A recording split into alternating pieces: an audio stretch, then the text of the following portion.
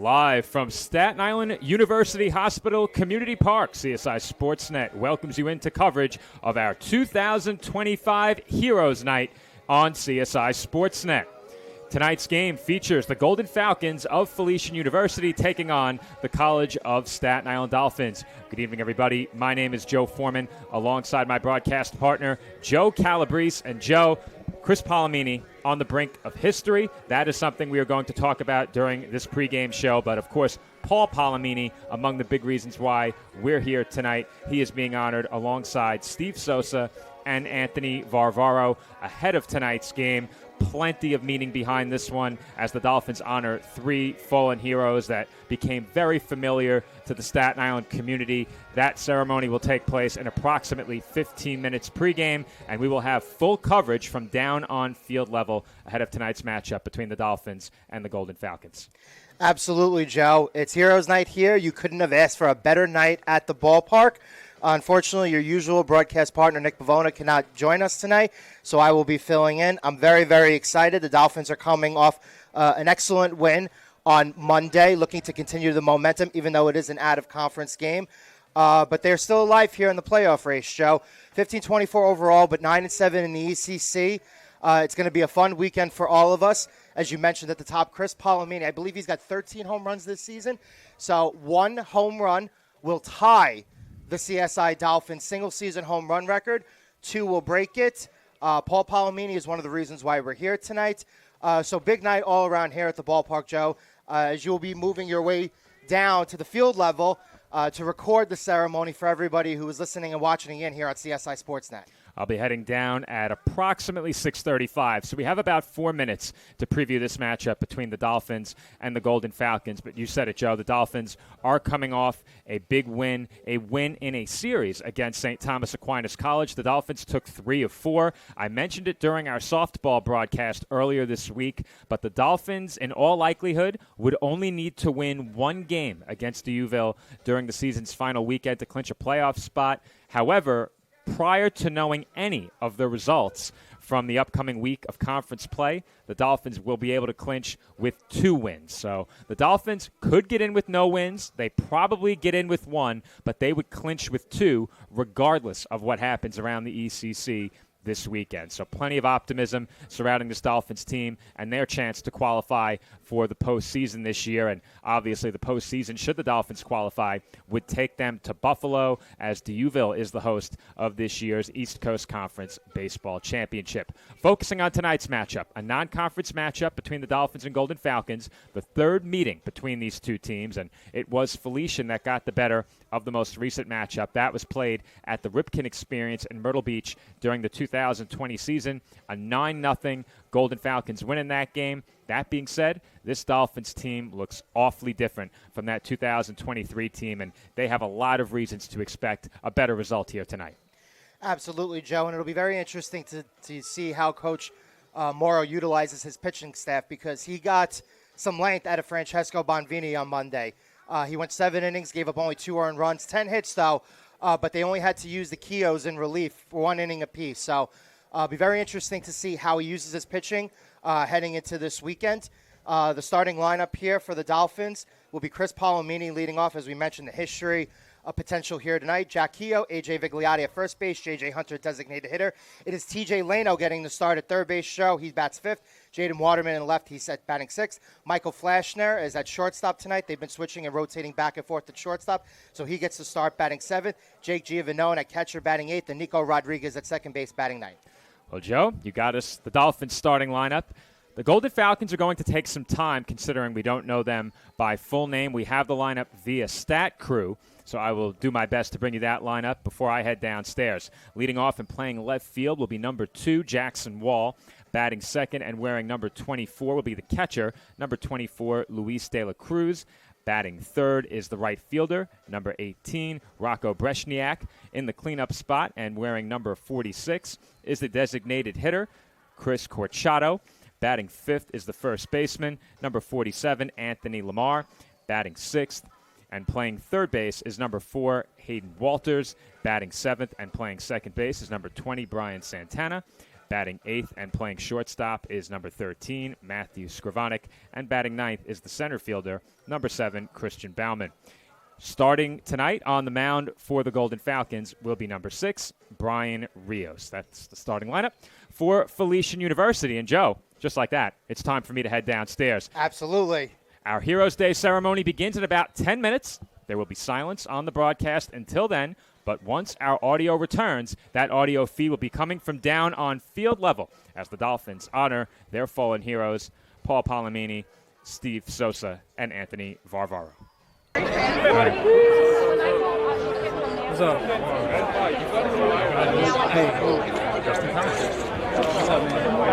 Ladies and gentlemen, good evening and welcome to the Staten Island University Hospital Community Park for our 2025 Hometown Heroes Day fundraiser. Tonight's game will feature the Golden Falcons of Felician University and your CSI Dolphins! Ahead of tonight's game, CSI Baseball head coach Mike Morrow of the Dolphins wanted to take some time to remember the legacy left behind by 3 fallen heroes who each individually made a great difference in the community.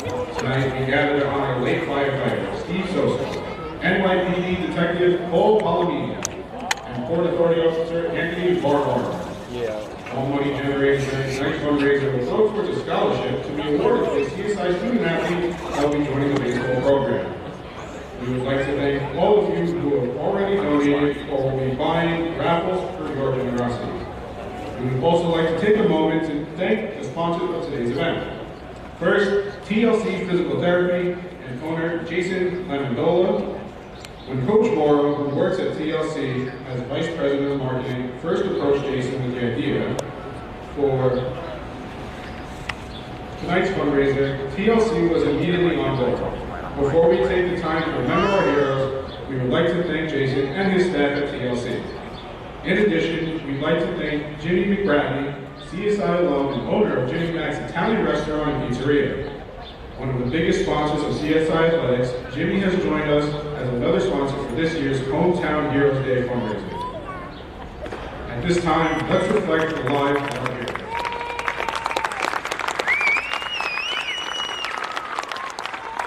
Steve Sosa, retired firefighter and lifelong resident of Staten Island, died unexpectedly at the age of 62 on February 28, 2020. Steve was an alumnus of the baseball team and wore number 14 as a Dolphin back in 1980. Steve was regularly involved in baseball's alumni games and was always certain to send a text to Coach Morrow each year to secure a new Dolphins hat for the upcoming season. The Sosa name has been well known in Staten Island for decades, both in the realm of sports and throughout the community beyond the baseball diamond. Today, we are joined by Steve's family. His wife, Debbie, daughter and son-in-law, Amanda and Danny Golad, grandsons Patrick, Stephen Golad, mother, Carmelina Sosa, mother-in-law, Lorraine Lasso, brother-in-law, Mike Sosa, Eddie and Marilyn Sosa, brother Rob Sosa, Richie and Helene Sosa, Frank Sosa, and Carol. Ladies and gentlemen, a round of applause for our hero, Steve Sosa.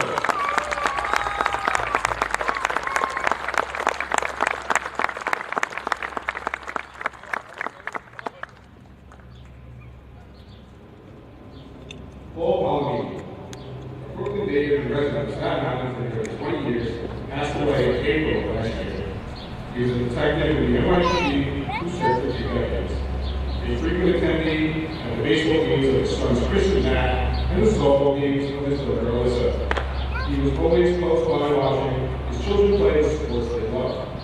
When Coach Morrow was recruiting Chris to the Dolphins and spoke to Paul, he was sure to let them know that when it came to Chris committing, CSI was a close second choice. Chris did eventually choose to attend LIU, and when he eventually transferred to CSI, Coach Morrow made it a point to always watch over him in honor of his dad. Today, Chris will suit up for the Dolphins on the brink of history, as we remember the lives of Paul and all of our heroes. Paul's wife, Christina, his daughter, Alyssa, his son, Matt, his brother, John Davis, and his wife, Orson, will be joining us today. Ladies and gentlemen, our hero, Paul Palomini.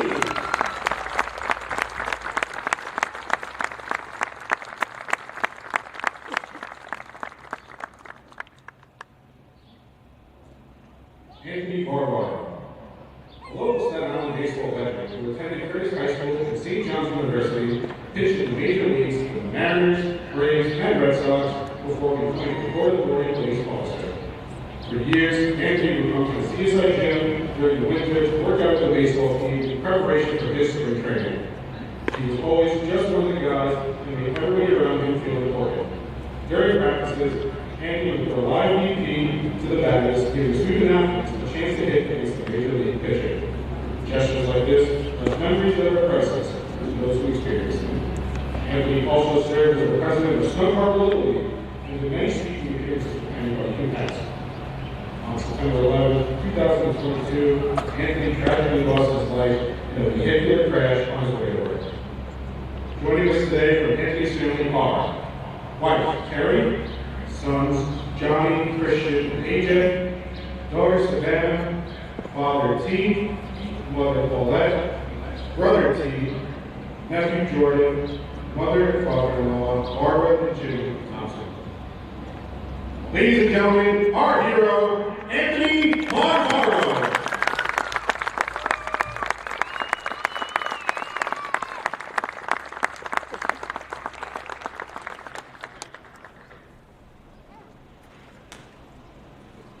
At this time, Jimmy McBrady of Jimmy Mac's Italian Restaurant and Pizzeria joins us on the field, alongside CSI Director of Athletics, Matt Scally, to present a $1,000 check in support of tonight's fundraiser. We thank Jimmy Mac for their continued support of Heroes and CSI Athletics.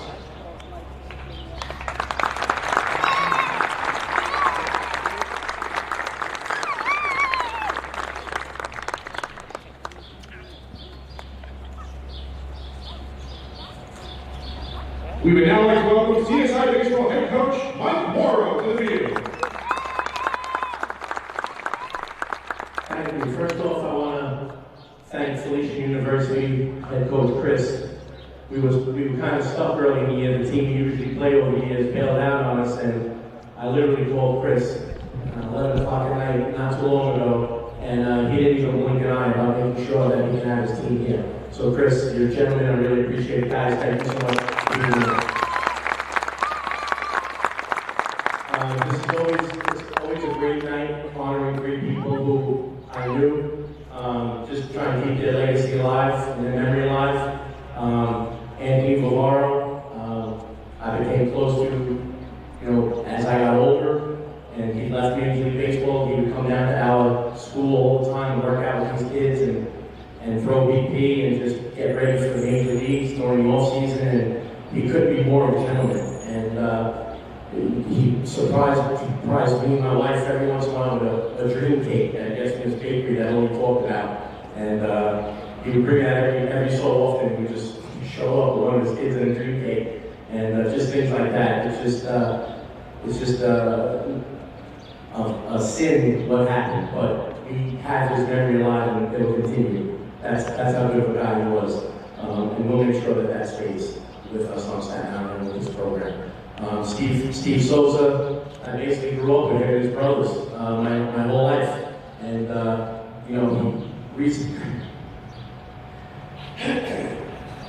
he recently retired and suddenly passed away. It's just, it's a bum rap. It really is. It just wasn't fair, but we're going to keep this memory alive too, and we're going to do whatever we can to make sure that people knew he was a CSI alum, and what a great guy he was, what a great family he has. And as long as I'm around, we're going to make sure that happens. And lastly,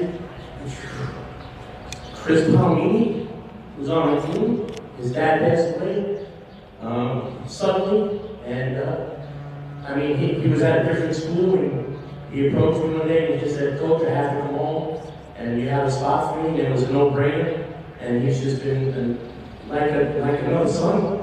He's just been unbelievable. What he does for the team, as a person, what he's going to be as a man, is just amazing, and it has a lot to do with his father.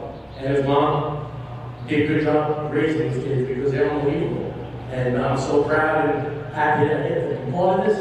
And, you know, for as long as I can, I'm going to make sure that these 3 games stay around for as long as they can. And I want everyone on Staten Island to understand how important these people are to the Staten Island community.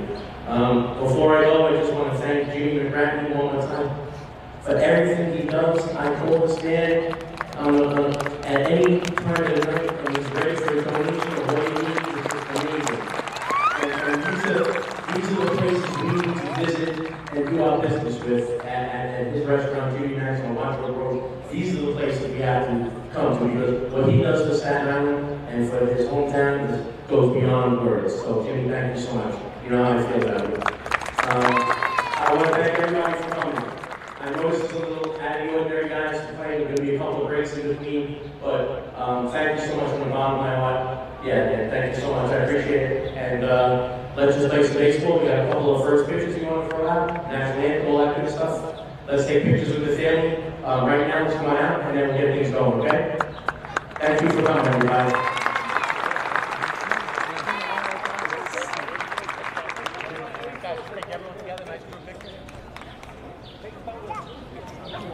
Ladies and gentlemen, throwing out today's ceremonial first pitches are Steve Sosa's wife, Debbie, Anthony Barbaro's wife, Carrie, and Paul Palomini's wife, Christina.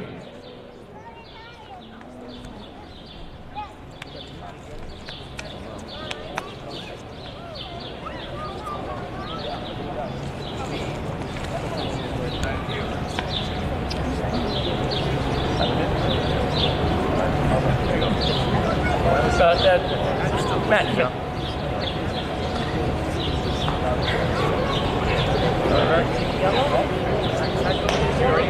Ready? And 3, 2. God, it's going to say it's now time for a ceremonial first pitch. And 3 people take the first pitch. Hey, we got first pitch? First pitch? Ladies and gentlemen, again, throwing out today's ceremonial first pitches are Steve Sosa's wife, Debbie, Anthony Barbaro's wife, Carrie, and Paul Palomini's wife, Christina. We got a little change. Christian Barbaro's going to throw out the first pitch instead of Mom today.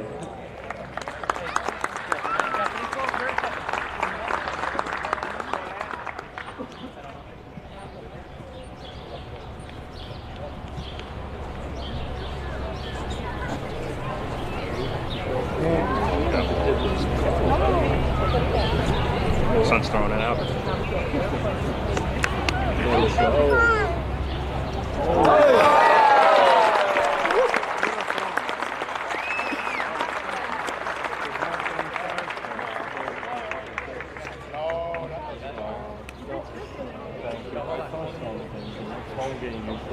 We gotta call him. What?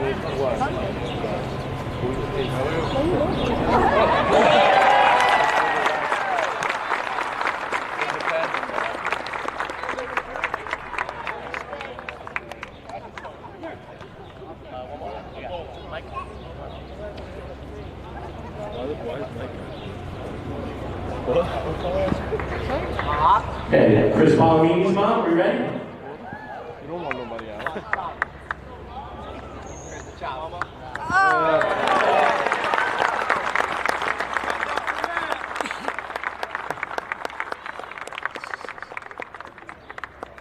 Good boy, Mike. Nice pick, Mike. We good?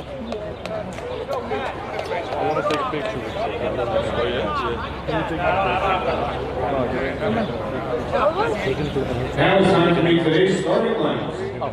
First, for the visiting Golden Falcons of Felician University. Batting first, the left fielder number 2, Jackson Wall. Batting second, the catcher number 24, Luis De La Cruz. Batting third, the right fielder number 18, Rocco Brescia. Batting fourth, the designated hitter number 46, Chris Corchado. Batting fifth, the first baseman number 47, Anthony Lamont. Batting sixth, the third baseman number 4, Hayden Walters. Batting seventh, the second baseman number 20, Brian Santana. Batting 8, the shortstop, number 13, Matthew Devane. Batting 9, the center fielder, number 7, Christian Bauman. On the mound for the Golden Falcons is number 6, Brian Mills. Head coach of the Golden Falcons is Chris Landon. The assistants are Dustin Javins, Steve Landon, Frank Palazzo, Evan Gettle, and Mike Matana. And now, the starting lineup for your CSI Dolphins! Joining the Dolphins on the field are the 2024 Little League Baseball Metro Region Champions, South Shore Little League. Batting first, the center fielder, number 14, Chris Palomini. He is joined on the field by Chase Curro. Batting second, the right fielder, number 38, Jack Kehoe. He is joined on the field by Dean Darangelo. Batting third, the first baseman, number 22, AJ Bigliotti. He is joined on the field by Steven Grippo and Jake Romero. Batting fourth, the designated hitter, number 19, J.J. Hunter. He is joined on the field by Dylan Tegeka. Batting fifth, the third baseman, number 10, T.J. Leno. He is joined on the field by Zach Weiss. Batting sixth, the left fielder, number 1, Jaden Waterman. He is joined on the field by Nicholas McLean. Batting seventh, the shortstop, number 3, Michael Fleshner. He is joined on the field by Vincent Ruggiero. Batting eighth, the catcher, number 12, Jake Giovino. He is joined on the field by Peter Giacchio. Batting ninth, the second baseman, number 2, Nico Rodriguez.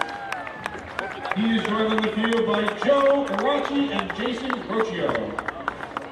And on the mound for your Dolphins, number 16, Ryan Kehoe. Head coach of the Dolphins is Mike Morrow. He is joined on the field by Steve Grippo. The assistants are James Barcos, Matthew Bowers, Thomas Lano, John Esposito, Severio Rodon, and Shendi Ula. The team manager is Daniel James.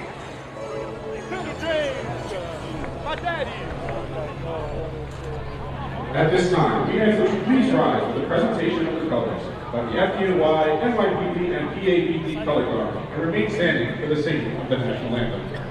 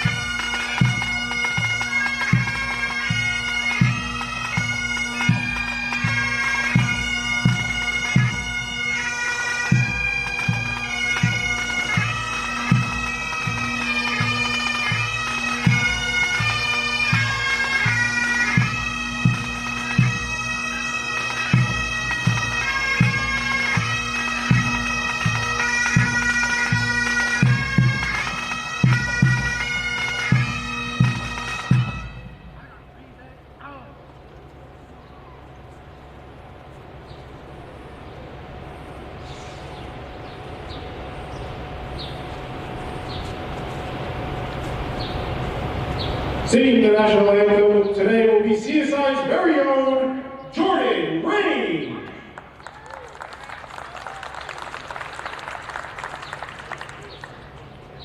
Oh, say can you see by the dawn's early light what so proudly we hailed at the twilight's last gleam, whose broad stripes and bright stars through the perilous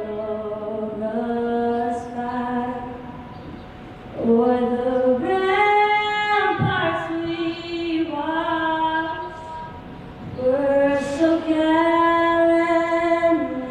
streaming, and the rockets' red glare, the bombs bursting in air, gave proof through the night that our flag was still there.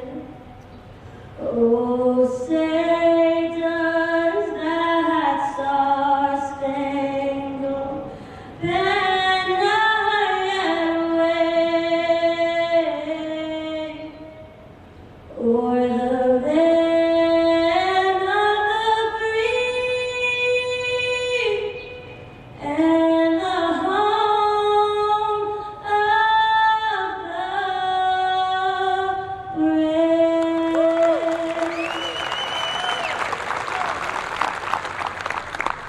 Ladies and gentlemen, Jordan Rain.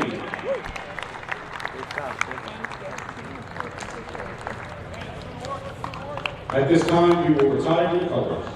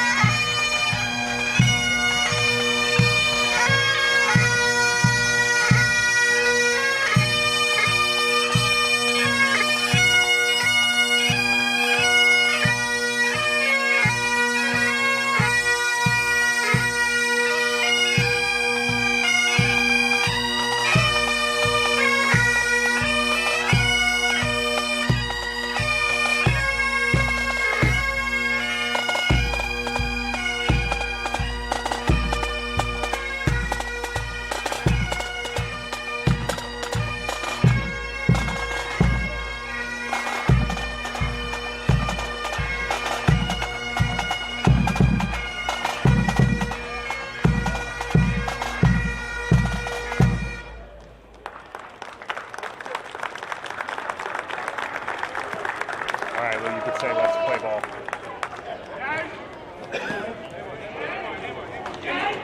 Ladies and gentlemen, let's play ball.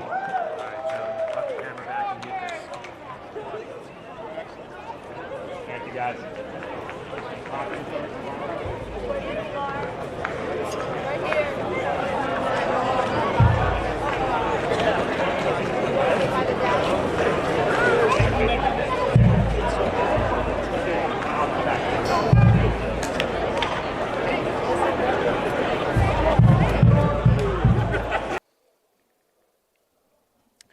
Ladies and gentlemen, good evening. Welcome to Staten Island University Hospital Community Park. Once again, this is Joseph Calabrese, and in a minute, My broadcast partner, Joseph Foreman, will be rejoining me. He was the one who was operating the camera at field level for that amazing Heroes Night ceremony. As first pitch, just a little high, did not hit the batter. Once again, it is Ryan Kehoe on the mound here for the Dolphins as we get this game started.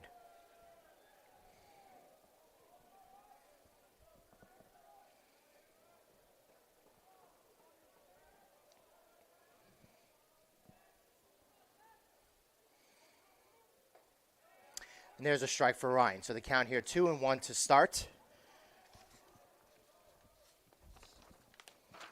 We will have the full Felician University starting lineup in just a moment. As that ball is fouled off to the window, right next to where tonight's public address announcer, our good friend Lou, is. He's all right. Give me the thumbs up. He's doing good. He did an excellent job, so very happy. Everything certainly went off without a hitch, as we have 3 balls here on the batter.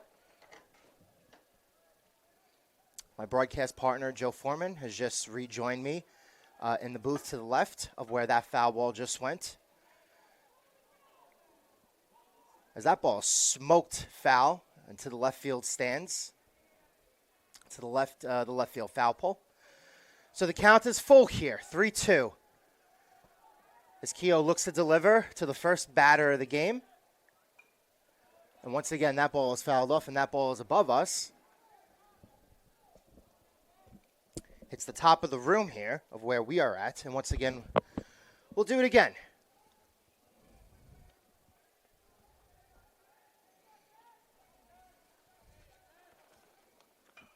Three-two pitches hit on the ground to the shortstop. Michael Flashner backhands it, fires to first, and he is safe. Very close play there at first base, Joe. Joe will be answering in about 5 seconds. As De La Cruz steps up. So runner on first. Close indeed, Joe. Close. There you go. Close indeed, Joe. Close indeed. So I just need one. Who was the leadoff batter?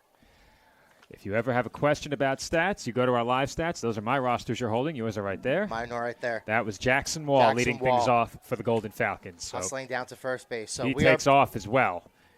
And he will steal second very quickly. Felician with a runner in scoring position. All right, we are waiting for our scoreboard to go online. It was not powered on, so we do not have our scoreboard up on the screen yet. That will get up there shortly. But as Joe mentioned, it is Ryan Kehoe getting the start for the Dolphins tonight, as that's fouled back. Count 0-2 now, and the number 2 hitter for Felician, Luis De La Cruz. Just want to give a shout-out to our colleague Louis Matrone for a job well done during... His second shout-out here in the first 2 minutes, but he did an excellent job. Excellent job. Excellent job. The cadence of everything went smoothly as that ball's hit to center, Joe. And right at the center fielder, Palomini. And this is a spacious outfield. Indeed it is.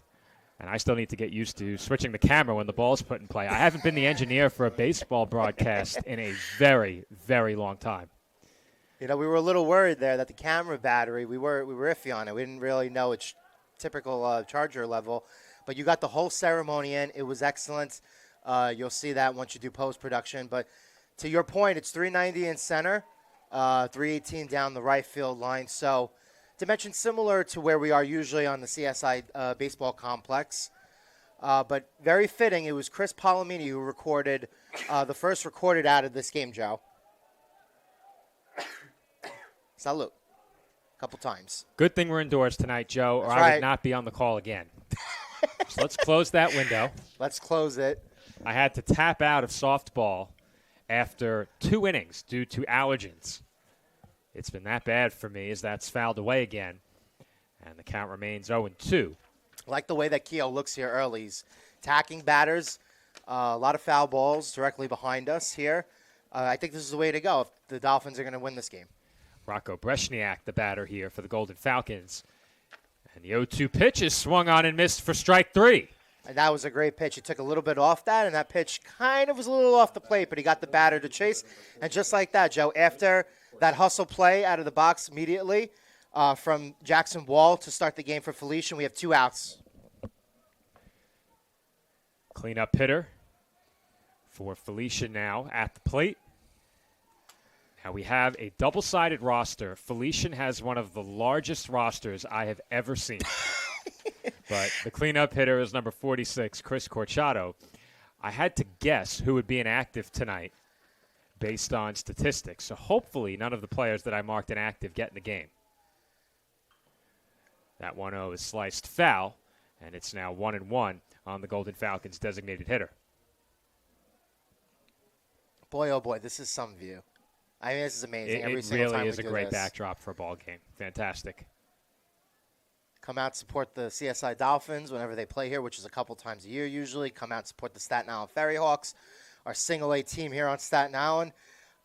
Listen, we make fun of Staten Island all the time, but they are our team. This is our park. It's a beautiful view. It's our view.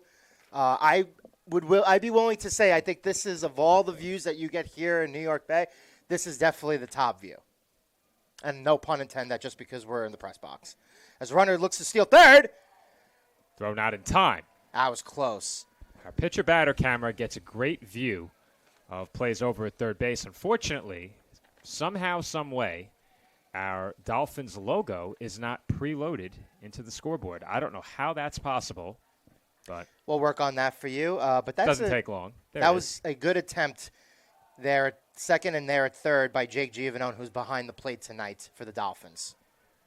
And it's going to be a 2-out walk issue to put runners on the corners here. All right, with all the tech now sorted out, the engineering should be good from this point forward. There's our score bug. Got an excellent view of the game. And batting fifth here, Joe, will be the first baseman. Or was he behind the plate? Anthony Lamar. Anthony Lamar getting the start at first base tonight. First base. Those rosters can play tricks on you. That's right. First pitch in for a called strike, 0-1.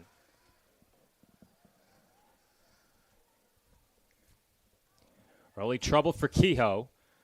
Looking to work out of it. Runners on the corners, 2 outs for Felician. 0-1. Hit on the ground to third.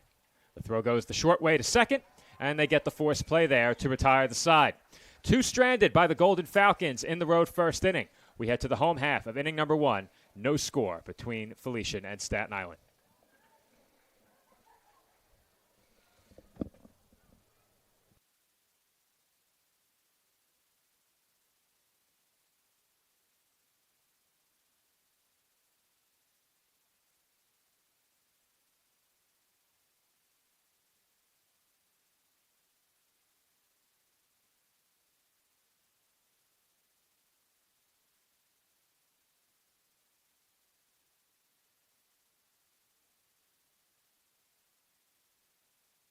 Imagine earning a world-class education on a beautiful and accessible campus in the world's most exciting city. Not only does CSI offer a magnificent campus atmosphere, the College of Staten Island excels in dynamic student life, outstanding academics, new high-end apartment-style living, and a dedicated, award-winning faculty.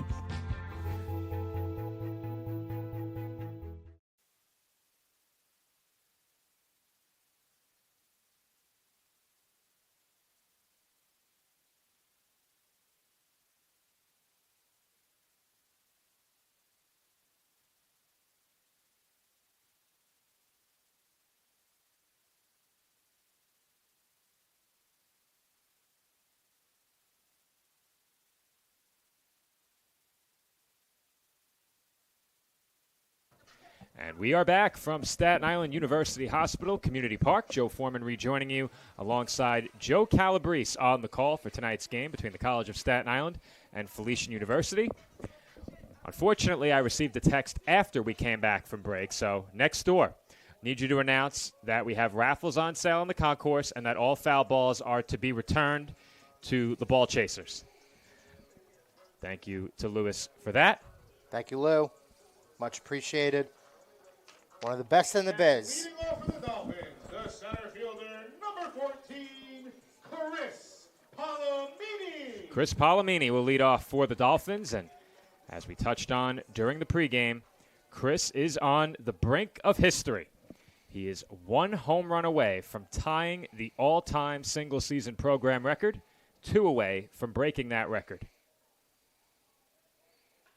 And Palomini hits one well deep to right center field, and that will fall off the base of the fence. It is played directly off the outfield wall, and Joe, he just missed his 14th home run of the year. If he gets under that just by a fraction of an inch, that ball is headed towards right center, and that ball is probably headed to the right of that black wall that you see the base, right, of the center field wall. So he immediately jumped on the first pitch.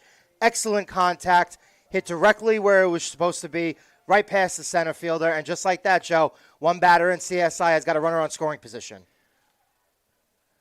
Palomini on second, nobody out. And Jack Kehoe will come to the plate with the corners way in at first. Kehoe takes ball 1.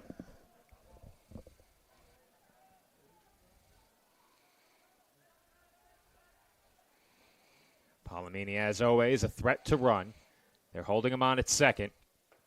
And the 1-0 is taken outside. 2 balls and no strikes.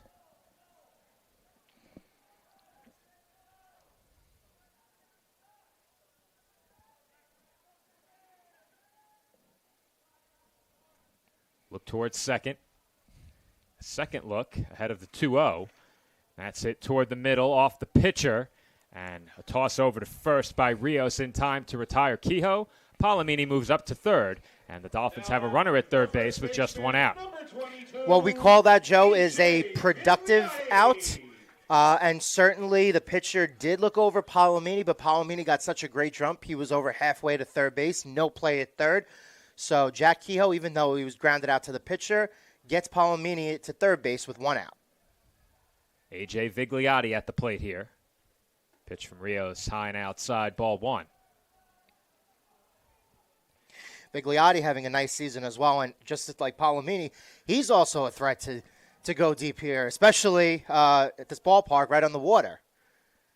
That ball Palomini hit was a scorcher. You said it. If he gets under it just a bit more, it leaves.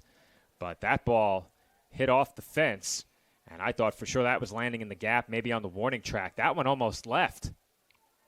What was the exit velo on that? Had to be 100 miles an hour. It was high as that's it out to center. This will get the run in. Catch made in center field. Here comes Palomini, and the throw to the plate is cut off just short of the mound. Sacrifice fly for A.J. Vigliotti, and the Dolphins lead it 1-0. Hitter number 19, J.J. Hunter. That will bring up J.J. Hunter. Hunter, Vigliotti, and Palomini combined for one of the best offensive performances I have ever seen by the Dolphins in a game, as that pitch is taken for a strike, 0-1. But each of those 3 players hit 2 home runs in a game. Dolphins scored 18 runs. I've seen them score more. It happened earlier in the season, and this past weekend for that doubleheader, to make one last note of Palomini here before his second plate appearance, he had another 2 home runs. I was there earlier in the season when he had a 3-homer game. So, but like you mentioned, Joe, any of those 3 players, when we're looking at where the power is going to come from the Dolphins, it's those 3 guys. As I was saying, you know, I've seen the Dolphins score more than 18 runs, but I don't think I've ever seen anything like that where 3 players hit 2 home runs in a game.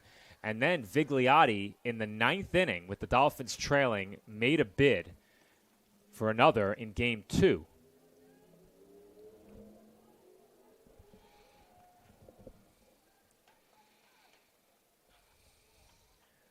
Hunter stepped out of the box there as he awaits a 3-1 pitch.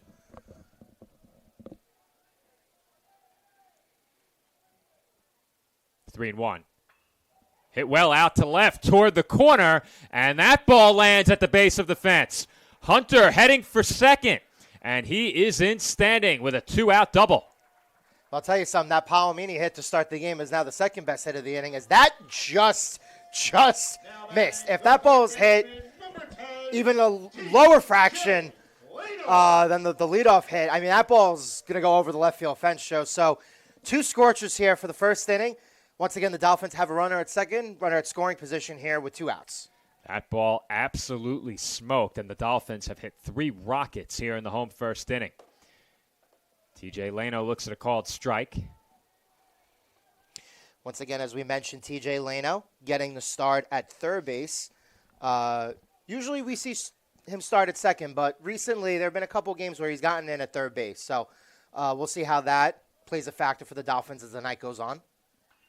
And the 0-1 is hit a mile high in foul territory toward the CSI dugout.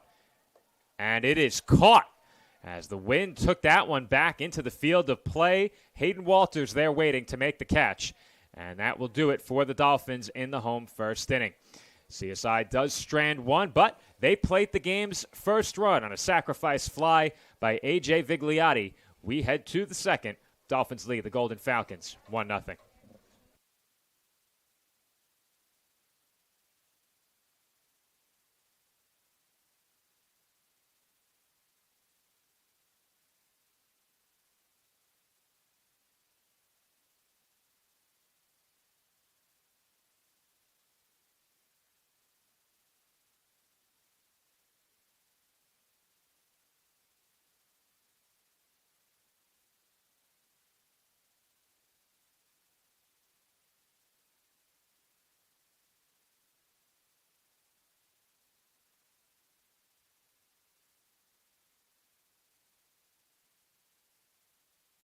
Kettle Black on Staten Island, a top 5 wing joint in America by Food and Wine magazine. Serving daily lunch and dinner at the bar or on the floor. Perfect for family and group parties with top shelf drink and delicious food. From great times with good friends. Live sports and watch parties. To Staten Island's hottest nightlife. The Kettle Black features live music and DJs weekly. The Kettle Black features daily and nightly food and drink specials. The best Staten Island has to offer is at the Kettle Black. We'll see you there at the Kettle Black, located on 415 Forest Avenue, Staten Island.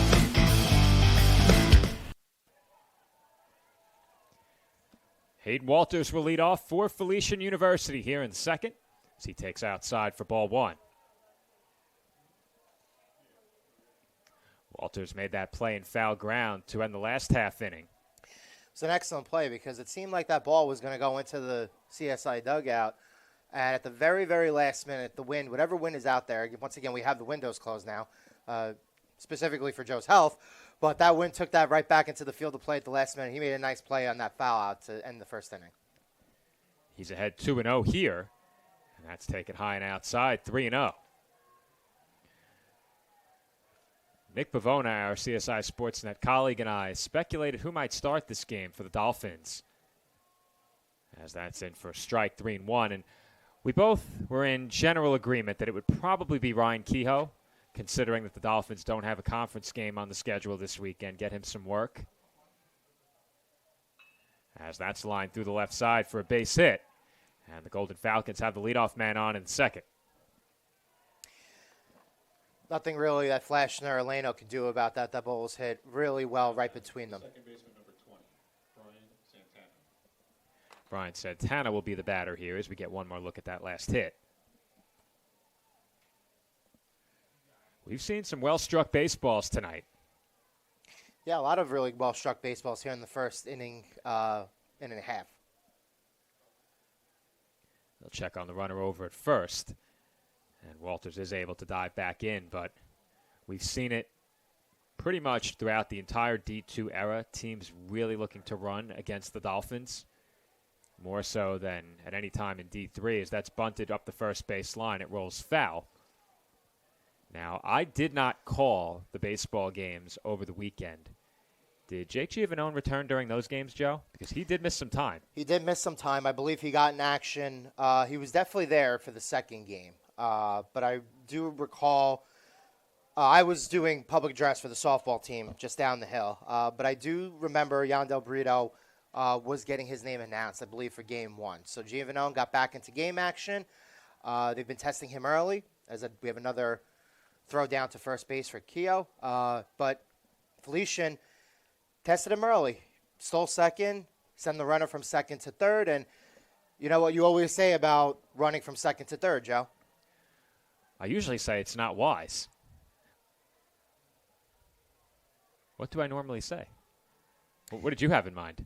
Has that bunted foul? If the coach is looking to test the catcher by sending your runner from second to third. If they feel they can steal third on you, that's never good. Right. But normally it is not wise to try and steal third. Of course does not it's not end wise. well in most cases. Especially when there's nobody out in the inning. One of the cardinal sins of baseball is making that first out at third base when it's unnecessary. If you really want to hear how I feel about something, failed to convert with a runner on third in less than 2 outs. This is true. 0-2 the count. And that's hit pretty well out to left field. Waterman ranging to his right and makes the catch. One away in the inning. Waterman didn't really have to move that much on that play. Initially, it seemed like that ball was going to be well hit, but kind of caught up a little bit. We have 1 out. Santana hit that ball pretty well, but right at Waterman. And that will bring up Matthew Skrivanik.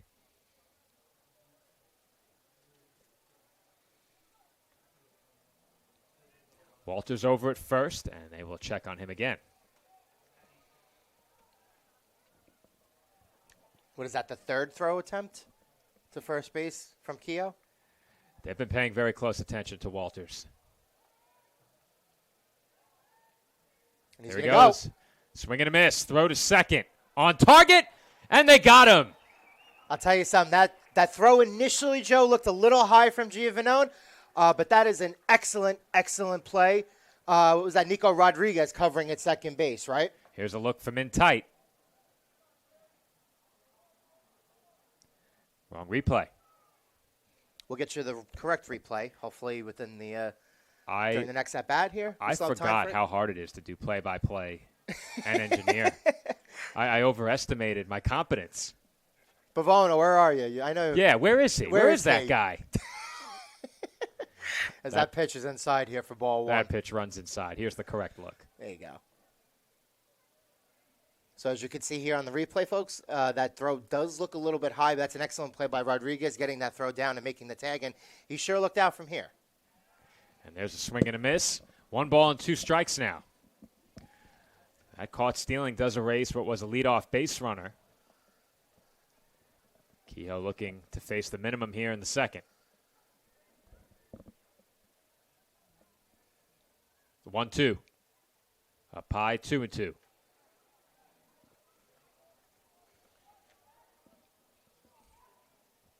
Like the way that Keogh's looked so far. Once again, attacked a couple of those first batters to start the game. Not as quite as an easy for second inning as first inning, as that ball is fouled directly back. But he has looked good here in the early innings for the Dolphins. Well, they've made him work a bit. There's been some traffic on the bases. He's stranded 2 in the first. Looking to get through the second. Unscathed here. Base is empty, 2 outs. The 2-2. Swung on and missed. Strike 3. Skrivanik goes down swinging, and the Golden Falcons are turned aside in the second. We head to the home half of inning number 2. Dolphins lead 1-0.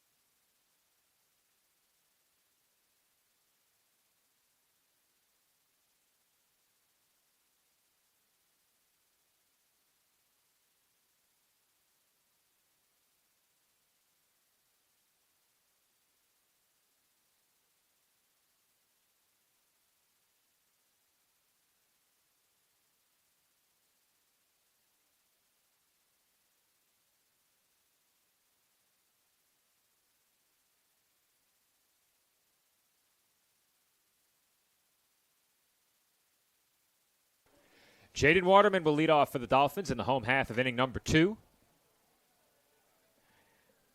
And that is not a glitch on the screen.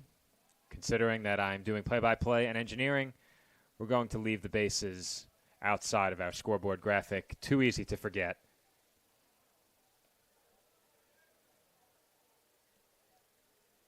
The 1-0, chopped foul by Waterman, 1-1.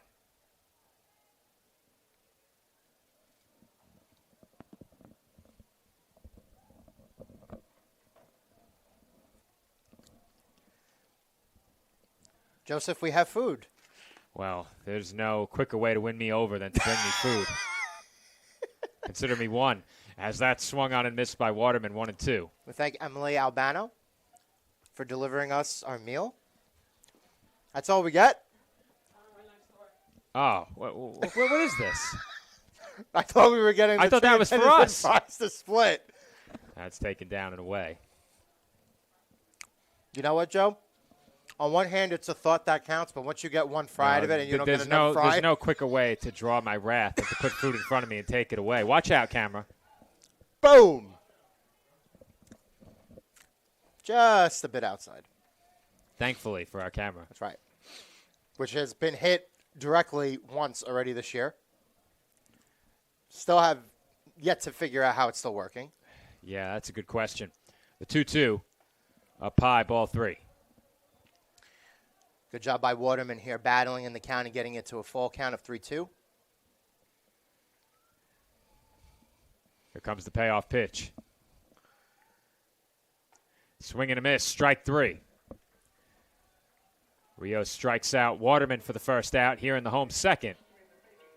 Now batting the shortstop. And that will bring up Michael Flashner. Michael Flashner. More fries for me, Joe. That's right. It's been a long time since I've had a good French fry, though. The ones made with tallow I've had. It's another conversation for another time. That's right, as that's in the turf. I was about to say the dirt, but that misses down low for ball 1 to Michael Flashner. Flashner once again getting the start at shortstop here tonight. The 1-0. That's on the inside corner, 1-1.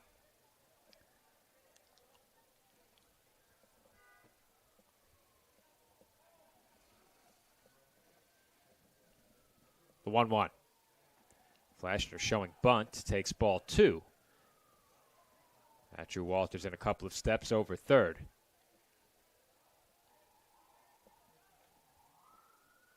Let's see if Flashner shows bunt again here while the count's still in his favor at 2-1.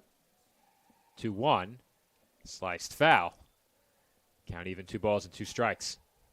Off the netting just above the CSI dugout.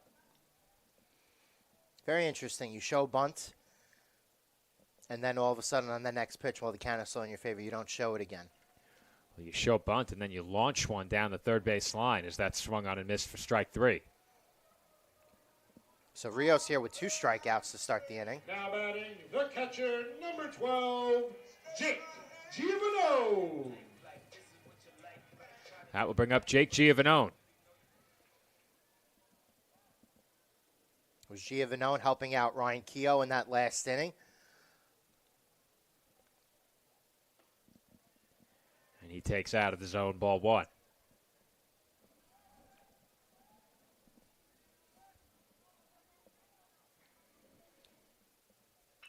Hit on the ground. Knocked down, it's short. And the throw to first is in time. Seemed like that ball hit off the mound a little bit, redirected, but the shortstop was able to make the play nonetheless. And the Dolphins go down in the home half of the second, 1-2-3, Joe. Scrivonic makes the play, and that will do it for the Dolphins in the second. We head to the third. Dolphins lead 1-0.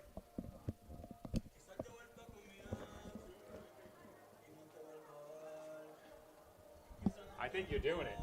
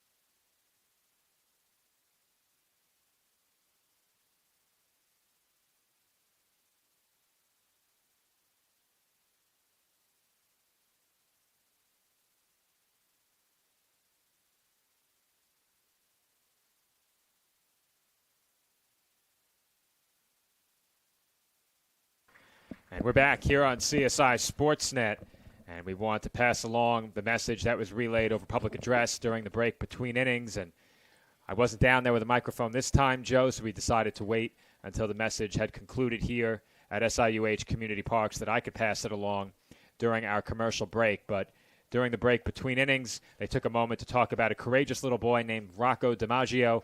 Rocco was diagnosed with neuroblastoma in May of 2020 at just 2.5 years old.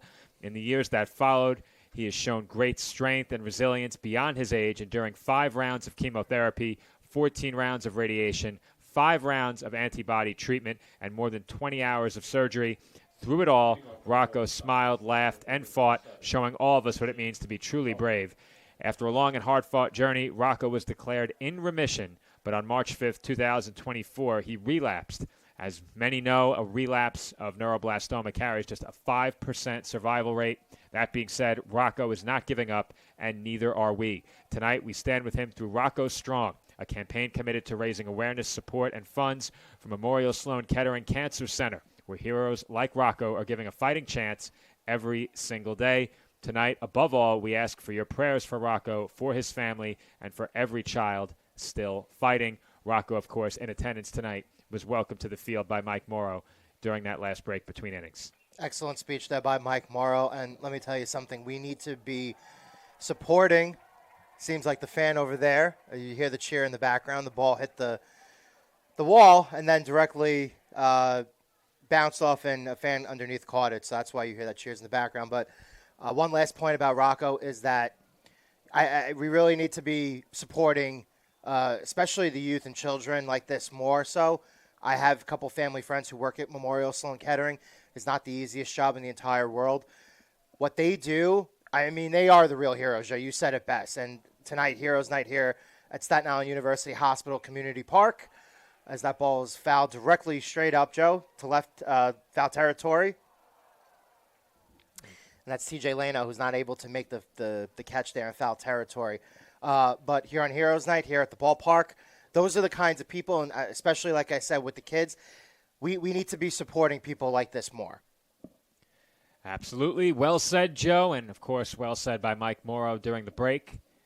Very difficult to pick up the sound from down on field level from up here in the box, but I wanted to make sure we passed along the message that was relayed over public address. And strong words from Coach Morrow as well in support of Rocco really getting this crowd on their feet in what was a special moment. As that's hit to third, throw goes across the diamond just in time, as taking a spill over the bag there was Christian Bauman. He's the first out in the third. Good job by Leno there, as that ball wasn't really particularly hit too hard to him, but he did gather himself and kind of waited a little bit on the throw, but he made a clean throw to first, and that time they got the runner at first. So one out here, Joe. Let's reset with the batter. At the plate, leadoff hitter for the Golden Falcons, Jackson Wall. Wall reached his first time up with a base hit, as that's fouled away. Ball hit a mile high, past everything. That's probably landing on the street somewhere.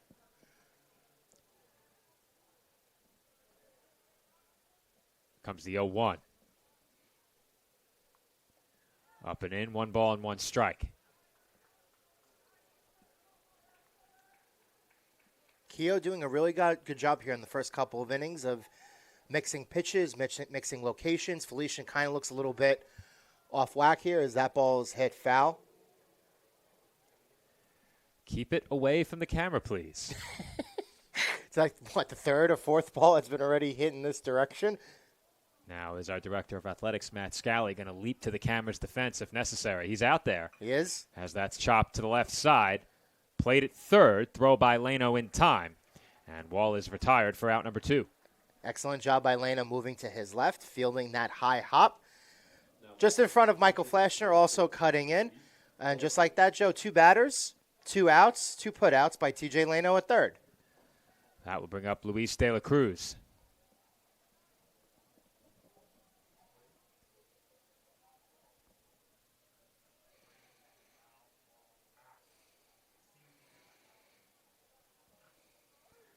Pitch to De La Cruz. Low and away, ball 1. Kehoe has used that pitch effectively here the first couple of innings. Got 2 swings and misses for strike 3 on it already. 1-0. Outside 2-0. Well, if the Dolphins are going to make a push for a conference championship come the second week of May, they're going to need Ryan Kehoe at his best. That pitch on the outside corner, 2-1. Coach Morrow's got to be loving what he's seeing so far from number 16 on the mound today. 2-1. In there for a called strike 2, and what he's done so far now, not allowing a run through the first 2 2/3, he's done it against a team that comes in 28-15. Felician's a very, very good team. Up until this point, while he hasn't been perfect, he's been economical. That's hit a mile high out to right. The Dolphins can't find it, but Palomini has it. That one was lost in the lights by Kehoe, and Palomini loses the hat, finds the baseball, and ends the top half of the third.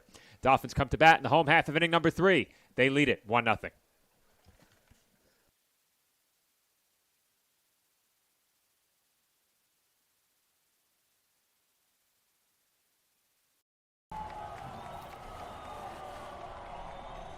Balance. It isn't just essential in your sport. It's essential in life, especially college life. It's everything you need to thrive in school, in sport, and everything in between. The key is just finding a place where you can pursue it all.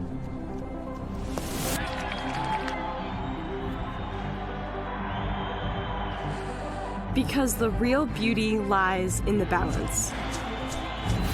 If you want to win in every arena of college life, go D2. Make it yours.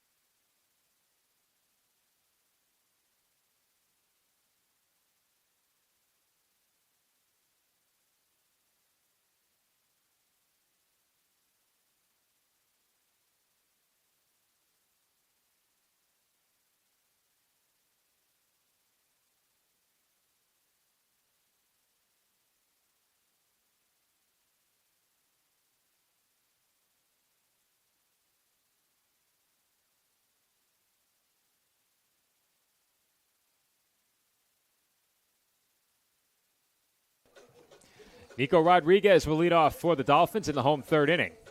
Staten Island leads Felician 1-0. 3 scoreless innings thus far for Dolphins starter Ryan Kehoe. Brian Rios back to the bump for Felician, delivers a first pitch strike.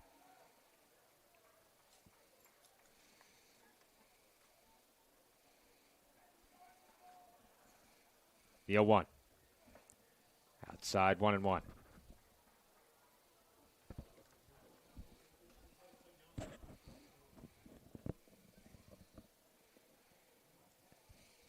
The 1-1. Hit on the ground to short. Hit slowly. Throw across the diamond in time.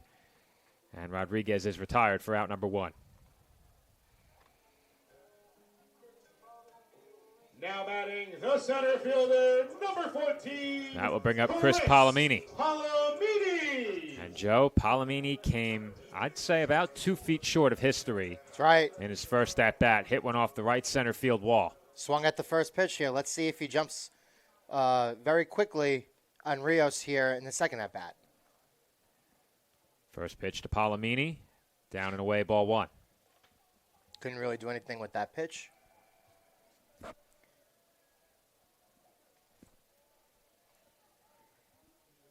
The 1-0. In for a called strike, 1-1. First 2 pitches of this at-bat, Rios is working away on him. So let's see if that continues as this at-bat goes on. Once again, another pitch outside, Joe. 2-1 now on Palomini. Keeping the ball away from him. Not a bad approach. Not a bad approach at all. But when you miss away and fall behind, that sets you up for trouble. As Palomini hits one well out to right center field once again. That will find the gap for an extra base hit. Palomini racing for second, and he will stop there with a one-out double. And he made a wide turn there at second base. I don't know if he was going to reach third, but once again, another well-hit ball. Maybe not as well hit as his first at-bat, but that ball finds the gap between the center fielder and the right fielder. And, Joe, with one out, the Dolphins, for the third time tonight, have a runner in scoring position. Dolphins with a big opportunity here, already leading by a run.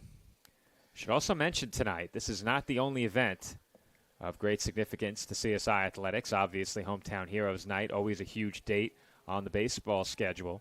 But the Metropolitan Basketball Writers Association dinner, the Haggerty Awards dinner, is also tonight. And the Met Player of the Year, Jenilis Alarcon, is being honored. I just got a photo from the dinner earlier tonight. Oh, that's an excellent photo. Very nice. There's our headline image. There you go. Have a nice write-up on that tomorrow. Jenilis had an excellent season, and CSI disappointingly lost in the conference championship game that you attended in Buffalo, but an excellent season for the program nonetheless. They were a blast to watch all season, and the team is going to look a lot different next year. They are graduating many key players on that roster as Jack Kehoe takes up and away for ball 3. He's now ahead 3-1. Spoke to Kyra Rose about that before. She's still pumped up, so let's see how the next couple of months play out. We'll return Kyra. We'll return Dana Phelan, a couple of others. That's taken outside by Kehoe for ball 4. And the Dolphins have 2 on here in the third. Didn't really seem like Kehoe got a pitch to hit in that at-bat, Joe. Number 22, A.J. Vigliotti. And that will bring up A.J. Vigliotti. Vigliotti had a sac fly his first time up. Hit that ball well to center. So, once again, as we mentioned before, any of those 3 hitters, when we're talking about Palomini, Vigliotti, and Hunter, that is a majority and a bulk of where the Dolphins' power comes from. Vigliotti already one good at-bat today. That did come with Palomini at third base, right? So let's see if he can kind of continue to lock in here and make the best here with his second at-bat. Conference at the mound for Felician here. A long discussion broken up by the home plate umpire. And with an extra base hit here, Palomini would obviously score on just about any base hit, but Kehoe also runs well. An extra base hit probably makes this a 3-run game. If it's hit right directly into that either left center or the right center gap, if it's hit similarly to that Palomini second hit, I would expect Kehoe to be on his horse and have the opportunity to score. So runners on first and second here with 1 out in the third, Joe, looking for more runs. Vigliotti, and then if we get to him, J.J. Hunter right behind him, the 2 CSI batters you would want up in this spot. First pitch to Vigliotti, hit well, but well foul. Did that break a window? No. Almost. I hope those windows are reinforced because I am sure they've taken a lot of foul balls. Made it with a special kind of glass, and I think we're okay. Don't hit one this way. I don't want to find out if the window is reinforced or not. Runners going on the 0-1. Throw goes to second, and it's into center field off the glove of the second baseman, Santana. Going first to third is Kehoe. In to score is Palomini. And it's a pair of stolen bases and a throwing error that brings home the game's second run. Who is that behind the plate? Is that De La Cruz, number 24? Correct. Correct. I didn't really anticipate the double steal attempt there, and it was De La Cruz who airmailed that throw to the left of the covering second baseman. That ball goes into center field. So just like that, Joe, 2-0, runner on third here. And once again, Vigliotti a threat anytime he's up at the plate. Once again, in a position now where a fly ball brings home a run. Both Kehoe and Palomini run well. Palomini in already. Kehoe at third now. 1 away in the inning. And Vigliotti takes high.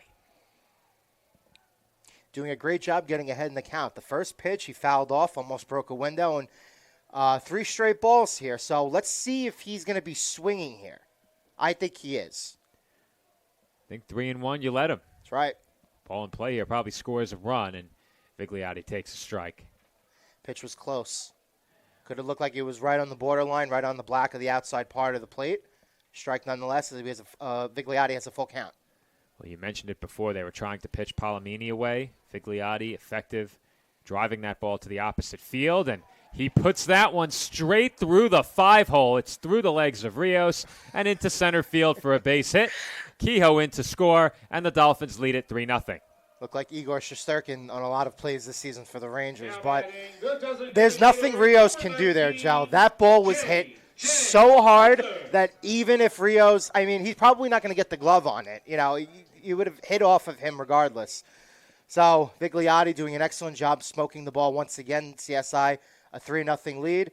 As once again we have a conference here at the mound for Felician.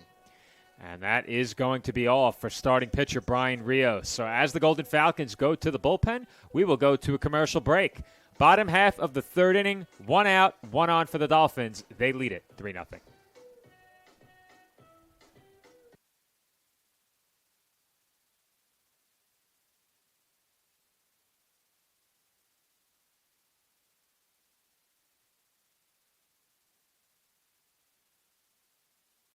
Dolphins fans, want to stay connected with everything happening at the College of Staten Island? Subscribe to our YouTube channel. Catch all the live streams, exclusive behind-the-scenes tours, the latest episodes of CSI Today Talks, student film showcases, and so much more new programming.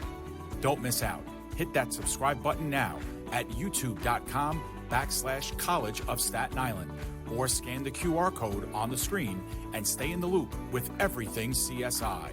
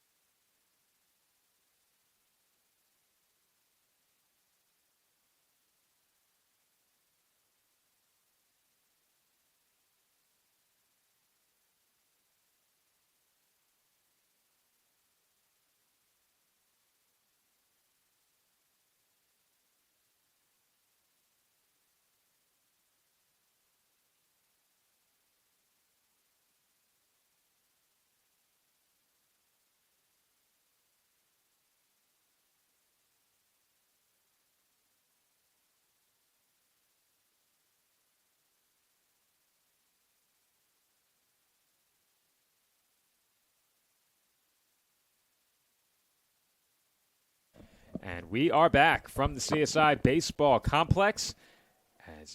Make it SIUH Community Park, Joe. Force of habit. Force of habit. Force of habit. It's all right. Nobody's perfect. I wonder if I've done that already tonight and not noticed. I don't think you have. I would have They're noticed. telling me next door it was the first time. There you go. That's good to know. That's good to know. Reassuring. New pitcher for Felician, Nathan Ruth. He's ahead 0-1 on Hunter as that's lofted out to shallow right center. It's down for a hit. Vigliotti stops at second, and Hunter is on with a base hit. Seems like he got that ball off the end of the bat, Joe. Made good contact. Kind of floated into no man's land, right by where that SI logo is in center field. And the Dolphins continuing in this inning. 2 in already, 1 out still, runners on first and second. Here's one more look at that last swing. TJ Leno, the batter now. 2 on, 1 out for the Dolphins, who already lead it by 3. Leno popped out his first time. First pitch taken out of the zone, ball 1.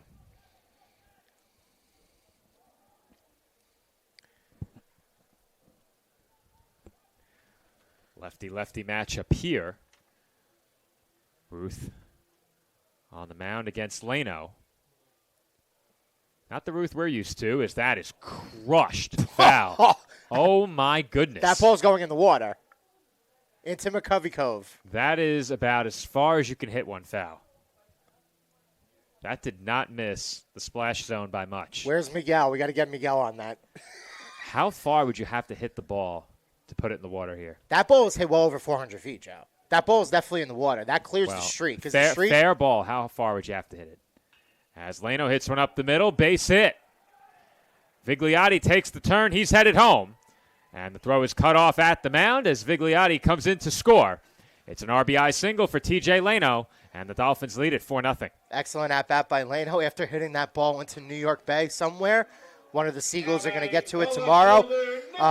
They keep smoking balls, Joe. And that ball hit right up the middle, perfect spot. Nothing the shortstop or the center fielder could do about it. And in this the bottom of the half of the third inning, Joe, right now the Dolphins are riding the merry-go-round.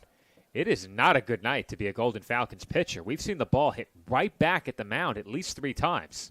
Thankfully, nobody was hurt. And it seems like there's a balk here. Well, let's get a look.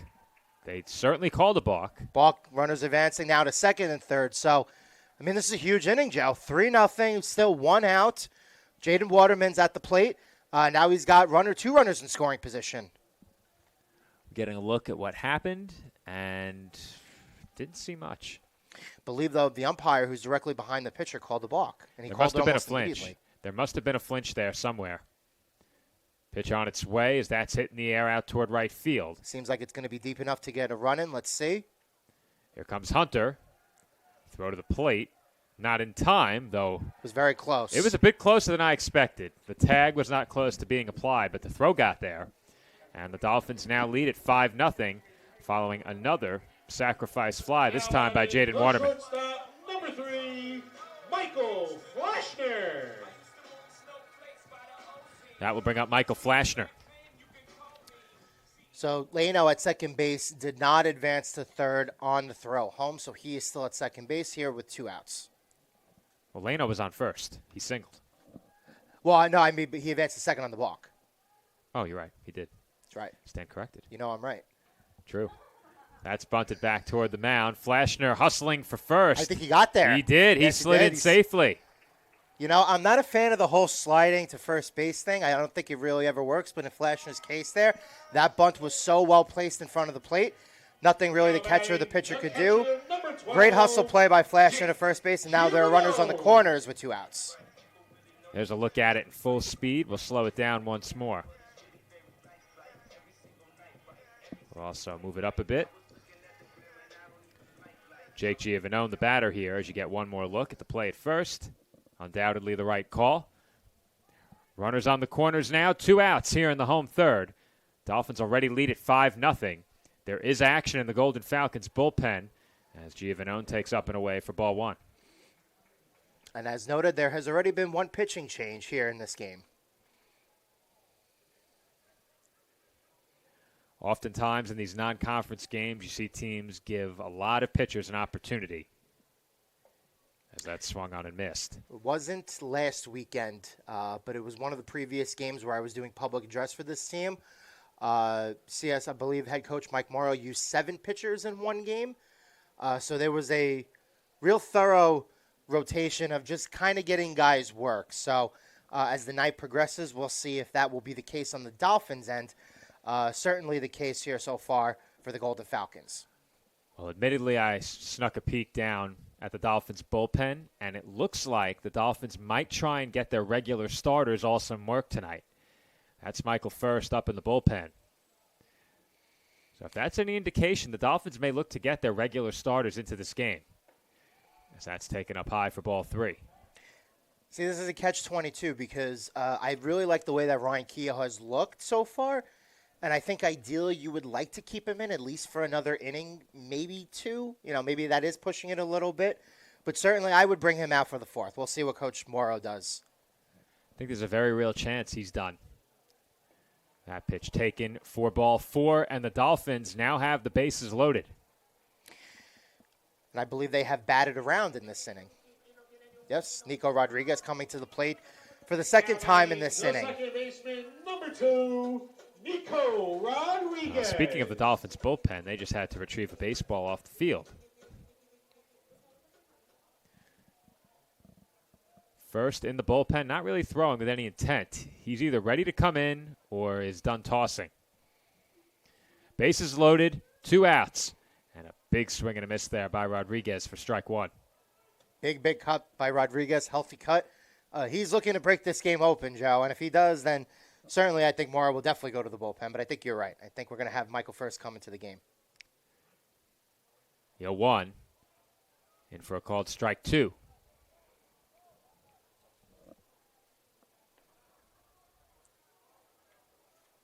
Ruth ahead. 0-2 on Rodriguez. If you're the Golden Falcons, you need to get out of this without allowing another run. The 0-2. Hit the other way and through for a base hit. That will bring home 2. The throw goes to third on one hop. It is knocked down, and that allows Rodriguez to take second. It's a 2 RBI base hit for Nico Rodriguez, and the Dolphins now lead it 7-0. Now batting the center fielder, number 14, Chris Palomini. Did you have Chris Palomini being at the plate 3 times in the first 3 innings on your bingo card tonight, Joe? Well, our good friend over at CSI Intramurals, Sal Caruso, often hosts a baseball bingo event each season. No baseball bingo tonight, but I don't think that would be one of the events on the bingo card, and I don't think anybody would have expected that when you take a look at the way the Golden Falcons have played this year. But as I said, these non-conference games very often can surprise you. And that was a nice hit by Nico because the second baseman there really stretched out to make that play and almost made a really terrific diving play, but that ball was hit perfectly to his left to the point where he wasn't able to make the play. So the Dolphins, 7-0 here already. They've already broken this game open a little bit. They have the guy who could break this game open even further. Santana very nearly did get to that ball, as you said, Joe. That would have been a great play to save a couple of runs as Palomini takes outside 2-0. And once again, Joe, here are the first 2 pitches at this at-bat. Both these pitches are outside, so they're very clearly working Palomini to the outside part of the plate. Not that it's mattered so far because he's 2 for 2. He can drive the ball the other way. That's right. But I'm not sure we've seen him hit an opposite field home run. I have. He did? In that 3 home run game, yes, he did. Sure did. Count now 3-0 to Palomini, and first base is open, but, with Jack Keogh, on the on-deck circle, I don't know if loading the bases is something that Felician wants to do here, Joe. Unless you're looking at it lefty-lefty, I don't think so, and I think loaded bases means pitching change. 3-0, way downstairs for ball 4, and we'll see if that does it for Ruth here. There is some stirring in the Golden Falcons dugout, but they might give him one more batter. Now batting the right fielder, number 38, Jack Kehoe. Dolphins were last in action on Monday. The Golden Falcons played on Tuesday. After this one, the Dolphins may be out of action until that final weekend. I've heard some rumblings that the game against Dominican may not happen. So if that does indeed come to fruition, as that's off the glove of the catcher, but keeping it in front of him was De La Cruz. If that game doesn't happen, the Dolphins are out of action until the beginning of May. So they'll have more than a week before the next time they take the field. Which means we'll definitely see some pitchers work in between now and then. So over a week off, advantage or disadvantage? Disadvantage. That's chopped foul. And that is the first strike we've seen. There were 5 straight balls there by Ruth. So, Keogh, good job staying on that pitch. Just foul down the first baseline. Count 1-1. Well, we've seen the Dolphins with some big efforts on Heroes Day in the past. A couple of years ago against Alliance, they put together a massive offensive day. That was the first ever Hometown Heroes game. They scored 9 in a game against Holy Family last year. They're almost at that total tonight, Joe. Just 2 runs shy.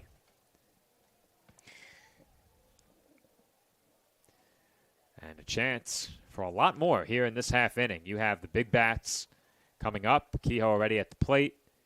Vigliotti behind him. No relief if you're Golden Falcons pitching right now. Plus, you have the added factor of the Dolphins hitting absolute rocket shots right back at the mound. It's another thing. Mostly every single ball that the Dolphins have hit tonight in the first 3 innings, they've smoked the ball. I think this is the best that they've looked at the plate in all the games that I've seen this season. 1-2, outside 2-2. And I say it all the time, and we haven't had this conversation often late in the season, but I always say it's important to be playing your best insert sport heading into the playoffs. Baseball and softball, both very much in the mix right now, as the 2-2 is pulled foul again. But for baseball, we haven't had the conversation this late in the year since 2 years ago. Last year, the Dolphins were mathematically out of it pretty early. And to have a performance like this leading into that final conference series, if you can do what you're accustomed to against Duville and put together some good games at the plate, you'll really be humming entering the playoffs. That's fouled back again. And as I mentioned at the top, they're 9-7 in the ECC, so certainly overall their record haven't been too great. They're probably a little bit disappointed in that. But when it comes to conference play, they've buckled down a little bit more, and they've been pretty good in conference. So while this game is not a conference game, you could take a lot of this momentum if they can continue to work their way through it with the way they look now. There's ball 3 as they throw behind the runner at first, but there's no way around it, Joe. This team got off to a really bad start. It was a very bad start. That being said, I believe at one point they were 3-12, if I'm not mistaken. And then I went into the booth and I started doing public Oh, address. And that's it. That's right. He wants to take credit. I don't take full credit. I'm just saying. Oh, it sure sounded like you were trying. Listen, correlation does not equal causation, but there is certainly correlation as that ball, whether it hits Keogh or not, is irrelevant. That ball is inside, and it will plate another Dolphins run, Joe. This inning has really spiraled out of control for the Golden Falcons, and they are not yet looking toward the bullpen. So it looks like this is Ruth's inning. They want one more out of their reliever, and as I say that, it's time for a pitching change, Joe. So with the call to the bullpen coming from the Felician manager, we will step aside and take a quick break. Chris Langan summoning another arm out of that bullpen. We'll let you know who when we come back.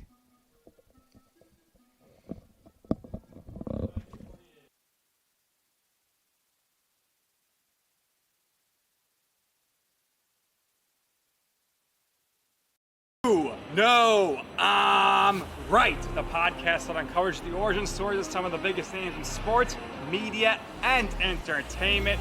Nick Durst here along with Joe Calabrese. Here we are, 200 episodes later, about 150 episodes with guests, our friends, soon to be your friends. Well, it's pretty clear, Joe, that it's all about You Know I'm Right, the podcast. That's my You Know I'm Right moment.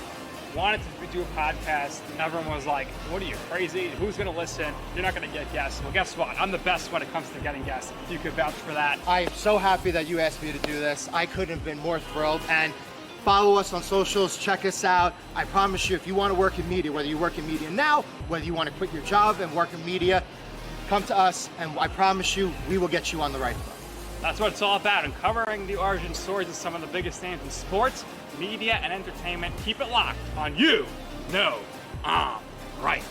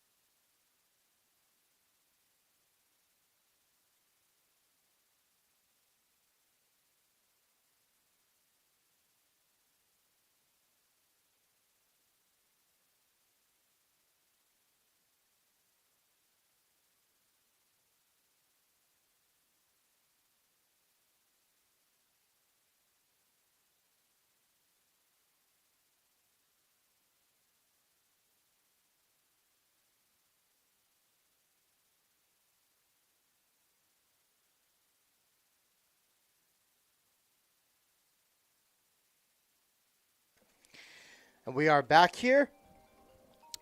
And once again, the pitching change for the Golden Falcons. redshirt freshman, number 28, Jackson Walsh, entering the game. A.J. Vigliotti here, his second time at the plate this inning, his fourth time in the game. Bases loaded of Dolphins, 2 outs here in the bottom half of the third inning. 7 runs already for the Dolphins in this inning. They lead 8-0 as that first pitch to Vigliotti is taken outside for ball 1.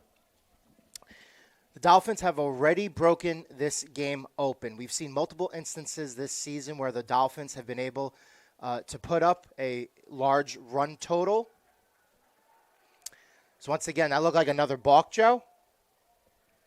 Believe it is the same umpire who signaled for a balk on Ruth earlier in this inning. And the Dolphins get another run out of it. So scores 9-0 now. Runners on second and third. Vigliotti still at the plate here. The count 1-0. Well, Joe, they need my help next door, so I'll be stepping out for a moment. Okay. Call's all yours. Excellent. That's a strike. Walsh delivers a strike here to Vigliotti. Count 1-1. Would say the Dolphins have a chance to break this game open even more, but they've already done that. But like I was mentioning before Joe temporarily rejoined, as he heads to the next room to assist our wonderful employee Stephanie on stats, as that ball is hit to center field. And the catch is made. So 8-run inning for the Dolphins. Vigliotti not able to do any more damage for the Dolphins, but an 8-run inning nonetheless. A 9-0 lead for CSI. We'll see if Ryan Kehoe comes back out for the fourth inning. I anticipate that head coach Mike Morrow will be calling to the bullpen and trying to get some secondary work from some of his pitchers before the end of the night. So we'll find that out when we come back from break. It is CSI 9. It is the Felician University Golden Falcons nothing, heading into the top of the fourth inning here in St. George. $800 and the winner gets $400. Don't forget to get your ticket.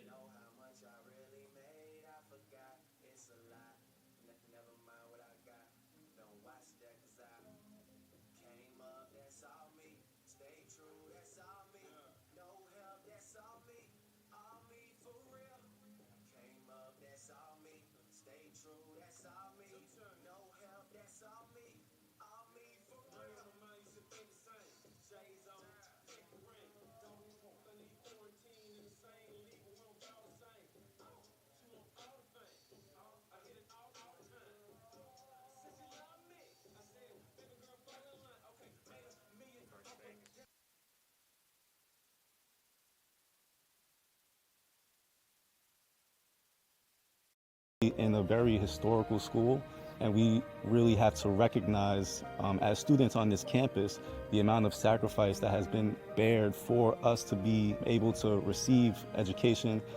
CUNY has really inspired me to think creatively and think differently about how it is we listen to one another. And so long term, my goal is to continue that pattern. But I think I'd encourage students to attend CUNY because the faculty here is truly amazing. Fourth inning from SIUH Community Park. And Joe, Ryan Kehoe back out to the mound for the Dolphins as that's hit well out to right. High in the air, settling underneath it is Jack Kehoe, and he makes the catch for out number 1. As I was alluding to while you were in the next room assisting Stephanie with something related to stats, I think for head coach Mike Morrow, you have to kind of balance where we are in the game right now because the Dolphins have scored a bunch of runs this season. There have been a couple of instances where they've gotten out to 6, 7, 8-run leads, and the bullpen has kind of been spotty behind the pitcher who had started the game. They've let teams kind of creep back in it.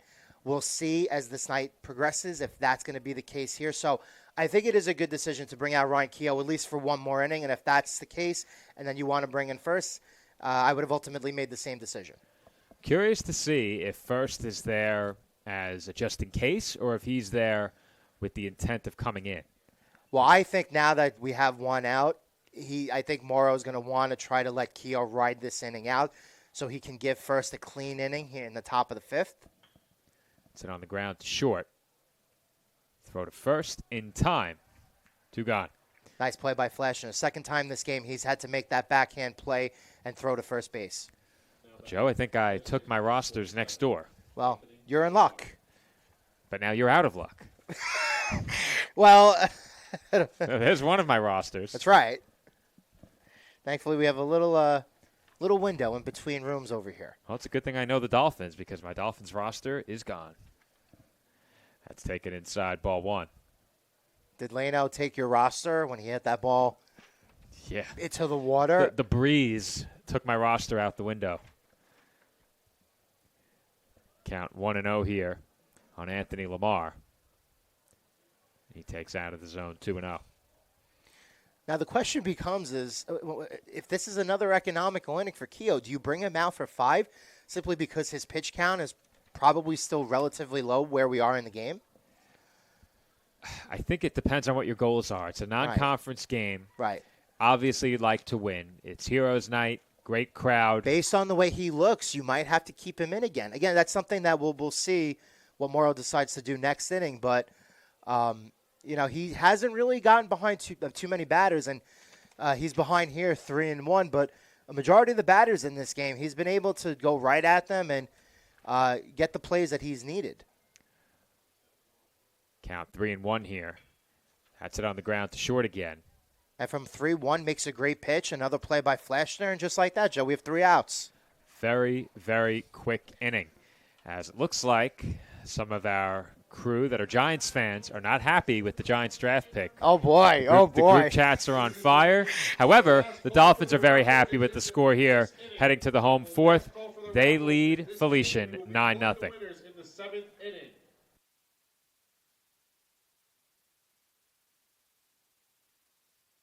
Campuses nationwide, the NCAA is making transformative changes for student athletes. While they pursue their biggest dreams, we're launching new initiatives to help them. Life-changing education opportunities are just the start. The NCAA is providing enhanced mental health services. We're guaranteeing scholarships and tuition and expanding access to healthcare. Visit ncaa.org/change to learn more.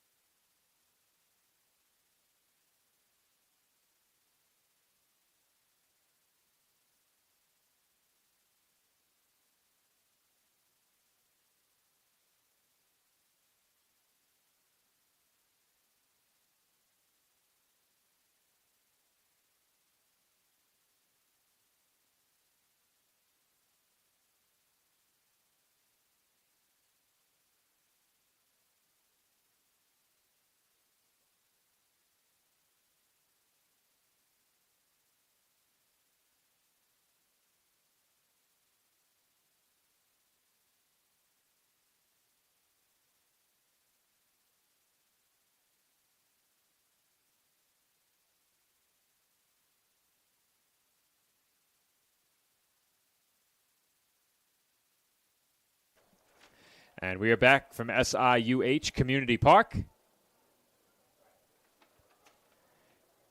J.J. Hunter at the plate for the Dolphins. Joe Foreman on the call. Soon to be rejoined by Joe Calabrese as he had to take a very important phone call. Joe and I always working.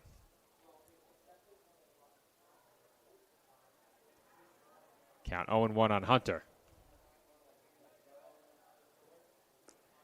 That's taken down and away, 1 ball and 1 strike. All right, I'm going to have to go into the room next door because somebody has the wrong score. I don't know if it's our live stats or if it's the scoreboard. Are we aware of what's going on over there? They are not aware. All right, that's it out to center and caught for the first out of the inning. All right, so Steph, either you have the wrong score or the scoreboard is wrong. Somebody has the wrong score. Unfortunately, without Joe here, I cannot mute my mic as I communicate with the room next door. Third baseman, number 10, T.J. Leno.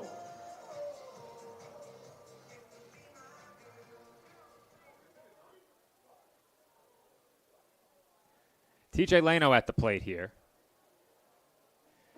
All right, let's see if Joe can help me out. Which score is correct, the scoreboard or the live stats? It's 10? That's exactly what I said. I thought it was 9.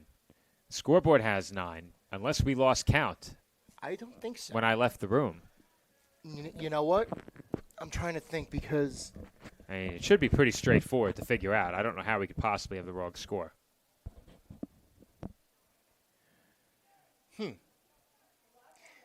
I'm stumped. I gotta think about this. I think the scoreboard might have missed the run on the balk. That's it. They missed the run on the balk. It's 10-0. Okay. Well, we're gonna have to send Pat home. Pat, you're out. You're fired. Second time this season, he's made me look like a fool. As that's hit out to right center and caught on the move. So it was. he could have sworn. So it was 9-0 when when it was a bases loaded situation, and then the balk brought in that 10th run. Am I correct? I believe so. Okay. Because I was going by the scoreboard and I saw 8-0. I don't want to mention any other names. Well, we're gonna have to change it. The problem is, if we do change it, it will go and put that run in this inning.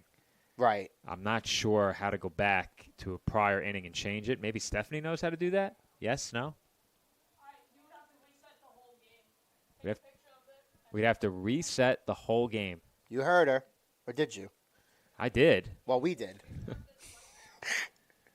Oh, man.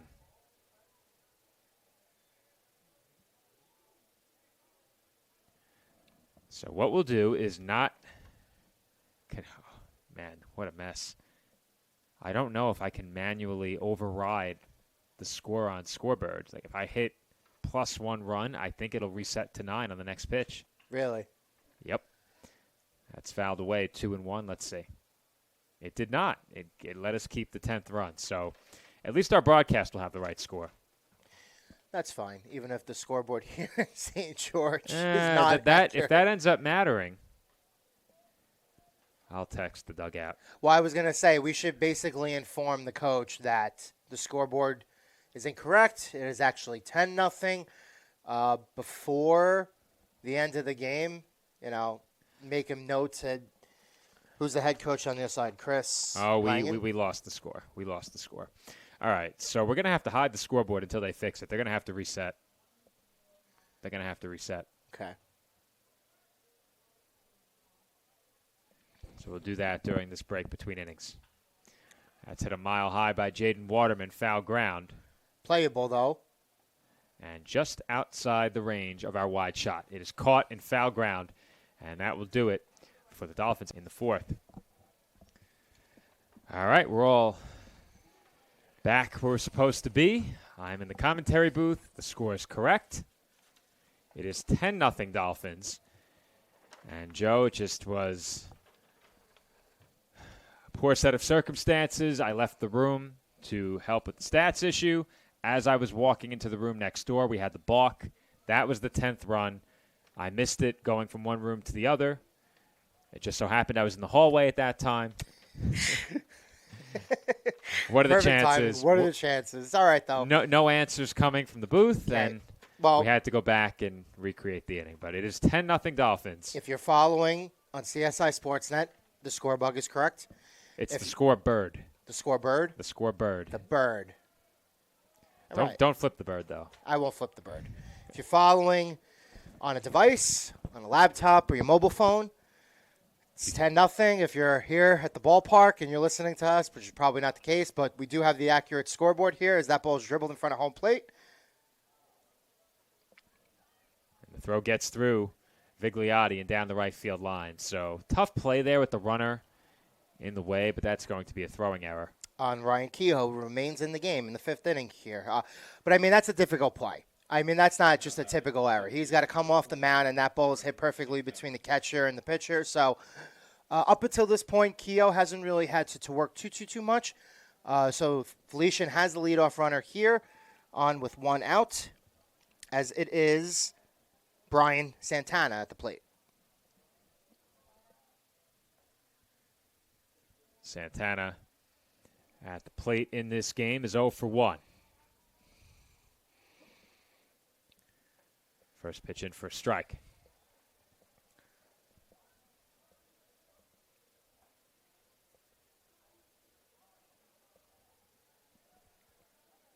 We have seen Felician get a runner into scoring position. They had 2 runners in scoring position, right, in that first inning? Runners on the corners with 2 outs. Runners on the corners with 2 outs, and they did not score. So Keogh has already worked his way out of a little bit of trouble earlier in this game.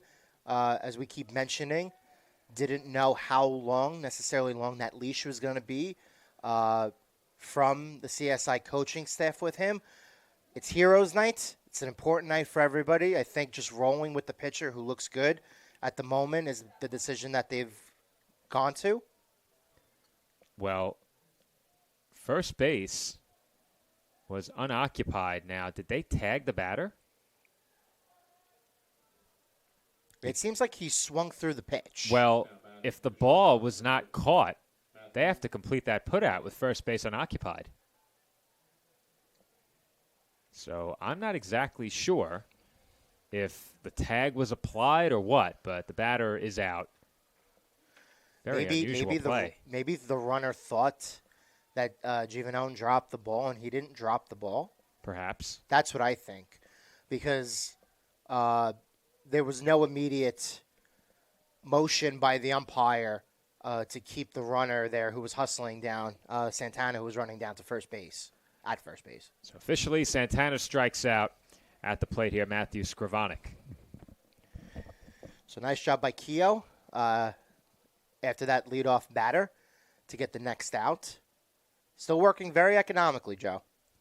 1-1 chopped foul. Well, as I mentioned before, I was curious to see, do the Dolphins try and get as many of their regulars some work in this game as they can, or do they leave it to Ryan Kehoe for as deep as he can go in this ball game? And now, I think this might be it for him, though, after this inning. I thought that 2 innings ago, Joe. Well, I told, as... Like that did not hit the batter somehow, some way. It was interesting. I thought that did hit the batter. Skrivanik just got out of the way, apparently. But it is Hayden Walters who advances to third. So Felician has a runner on third here with 1 out.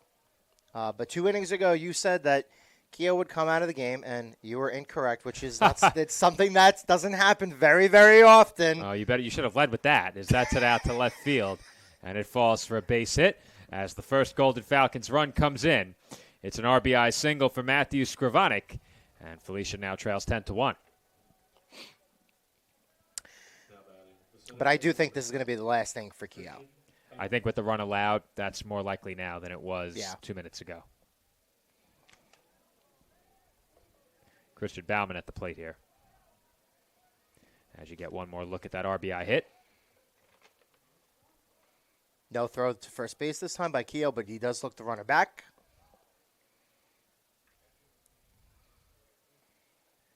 That's taken outside, ball 1. Baumann in this game 0 for 1 at the plate. And that was Felician's only their 3rd hit of the game. That's in for a strike, 1-1. Keogh's looked very good on the mound so far. I'll check on the runner again.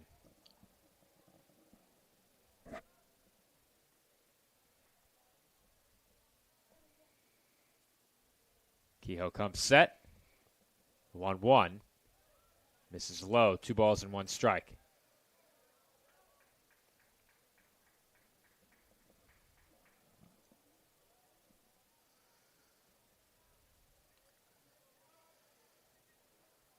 Two 1.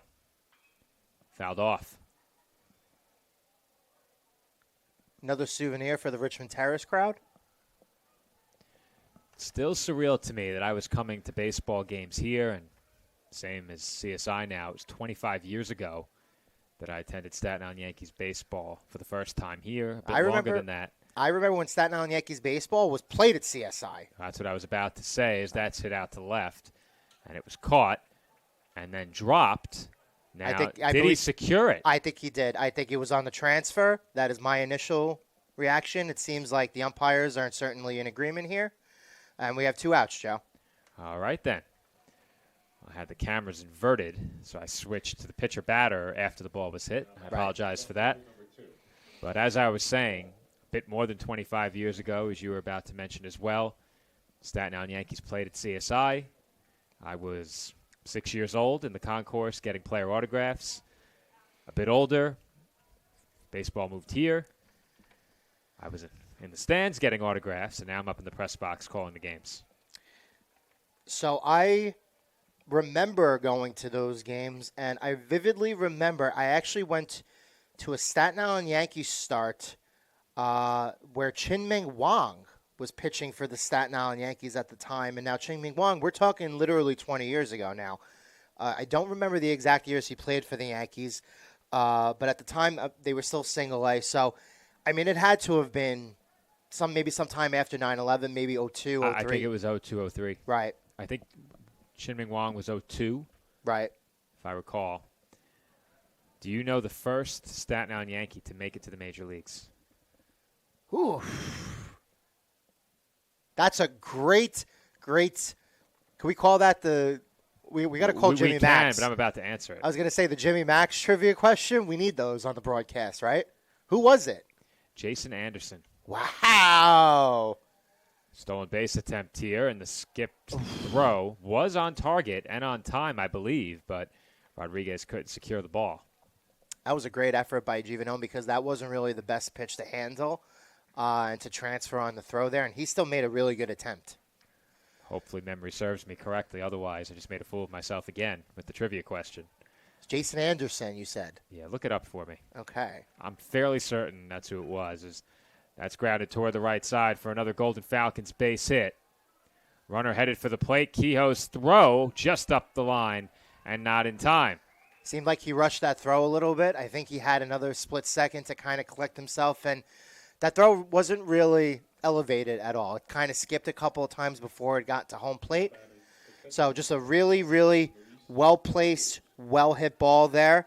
Who was that? That was Jackson Wall. RBI base hit for Wall. It's now 10-2 as you get one more look at that last swing. Play at the plate, relatively close. The throw just a little bit up the line, and that was enough. I think Kehoe actually needed to wait a split second and collect himself a little bit and elevate the throw because you think he had a split second? Obviously wants to get it in as quickly as possible. But I do think if he elevates that throw, it comes in on one hop, and Giovanone has plenty of time with the runner to take him out. So I'm in the process of working on to see if your Jason Anderson point is indeed correct. I don't doubt you for a second. I'm fairly certain that's right. Just type in Jason Anderson first Staten Island Yankee. It should come right up.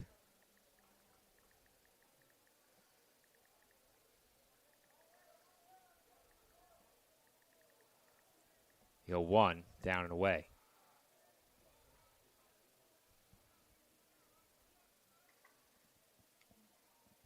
Anything? Yes, you're correct. The Staten Island Yankees, whatever this was, because, again, they're now called the Ferry Hawks. Well, they're completely unrelated to the Staten Island Yankees. Right, I mean. Staten Island Yankees defunct. The defunct Staten Island Yankees. Boy, I miss them, right? I used to have the mini plan with the dining attached to it, so you'd get a chicken tenders and fries or a cheeseburger every game, drink. Can't eat that anymore. There are some pictures in albums somewhere in my garage of me with Scooter the Holy Cow and the trio. And that chopper results in an inning-ending putout at second base. Flashner steps on the bag, and the Golden Falcons will settle for 2 in the 5th. We head to the home half of inning number 5. Dolphins lead at 10-2.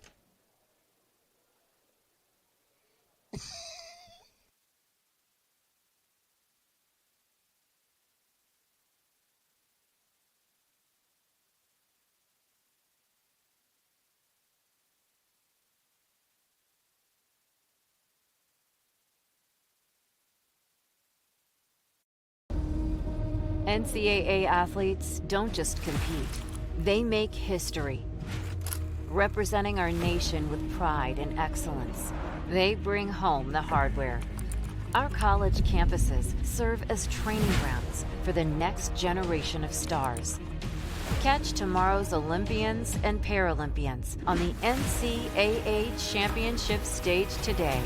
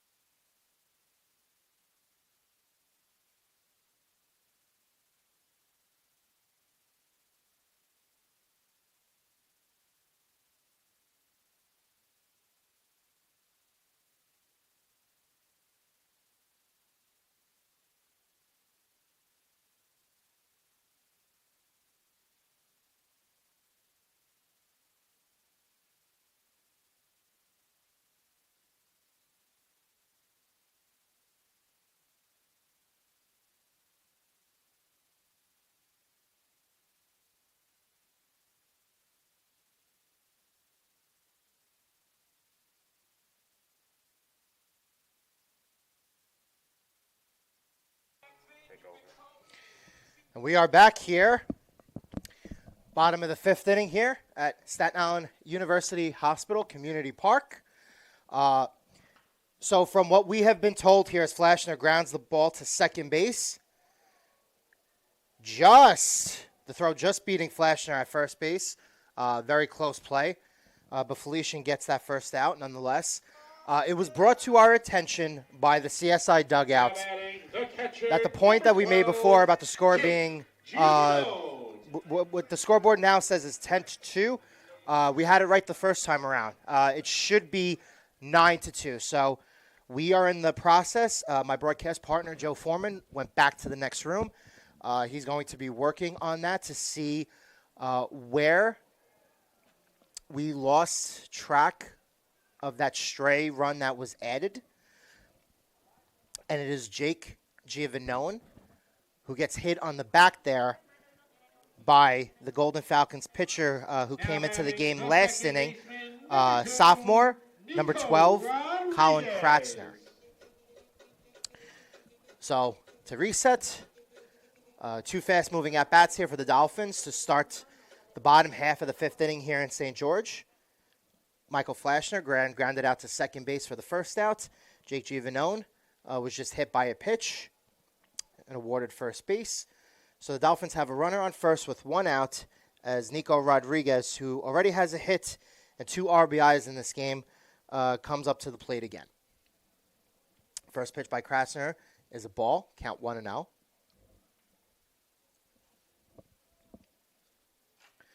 As that pitch is once again inside. Do not know how Nico Rodriguez got out of the way of that pitch.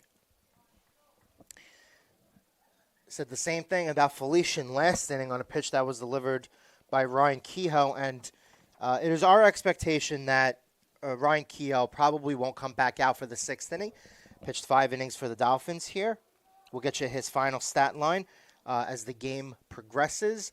But he pitched 5 really great innings for the Dolphins here on Heroes Night, allowing just those 2 earned runs.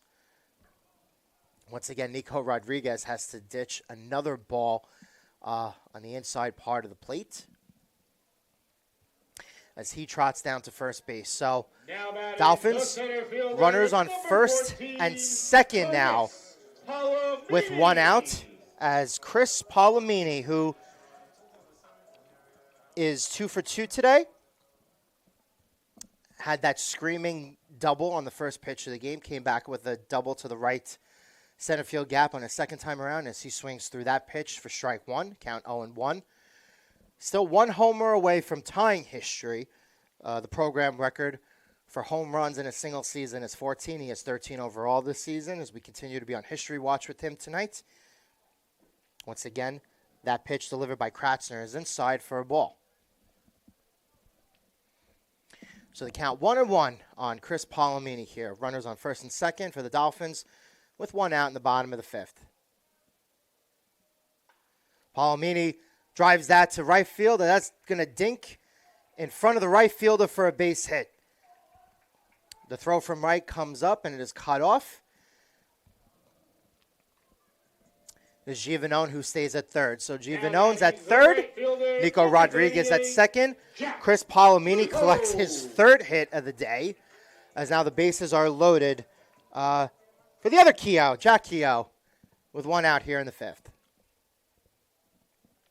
Amazing backdrop here. Beautiful night at the Staten Island University Hospital Community Ballpark here in St. George. And tonight has been absolutely tremendous. And if you're following, if you know somebody here who is actually live here at the stadium as Keogh swings through that, looks like the catcher wasn't able to catch that ball cleanly. De La Cruz behind the plate for the Golden Falcons as the count 1-1. We still have an amazing raffle going on. I was looking at the gift baskets downstairs before.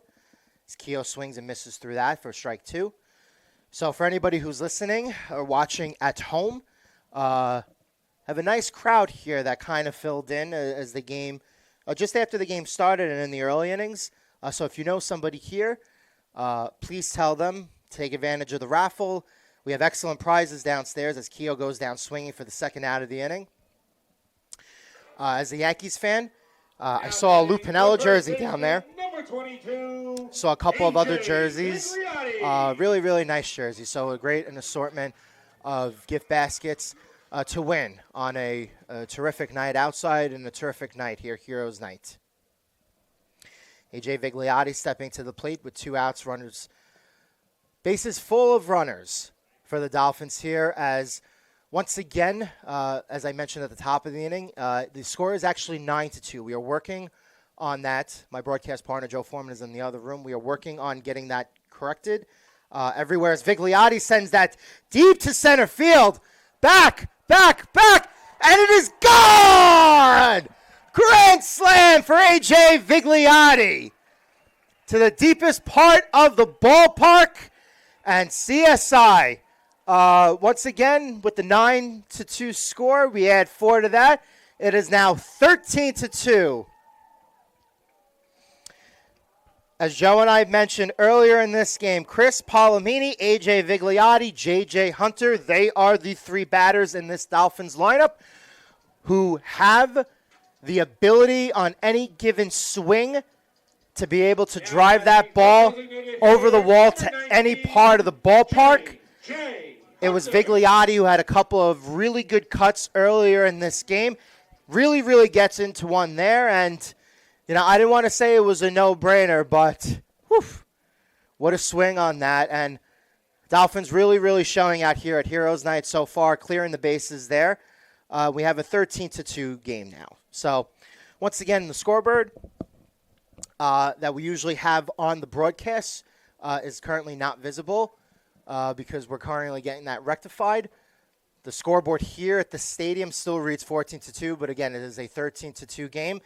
And if you're following along, whether you're on a laptop or whether you're on your phone, we're continuing to working getting that score accurate for you.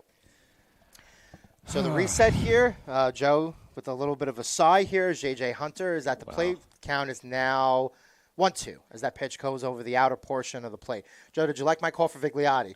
I loved it, Thank you. Admittedly, I have to be honest here. I'm a bit disappointed. It should have been my call. You don't get many chances to call a grand slam. Well, you know what? I think it couldn't have gone to a better guy. I think Nick Bavona, who actually texted me between innings and specified that Cheng-Ming Wang pitched for the New York Yankees around 2005, 2008. So our timetable of 02, maybe 03 for Wang pitching for the Staten Island Yankees is accurate as J.J. Hunter takes that pitch on the inner half and gets punched out for strike 3 to end the inning. We'll mention the rest at the next top of the half inning, all right? All right, we head to break. The Dolphins lead 13-2 6-2.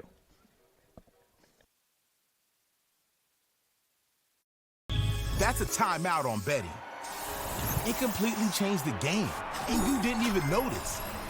Let me break it down for you. Betting ads are applying full court pressure and getting you to play the game. Many of you are falling for it and losing big money. Addiction is happening in some more than others. Now players are getting harassed by bettors. And we all know that's not how the game is won. So it's on us to be good teammates and draw the line to stay ahead of betting consequences.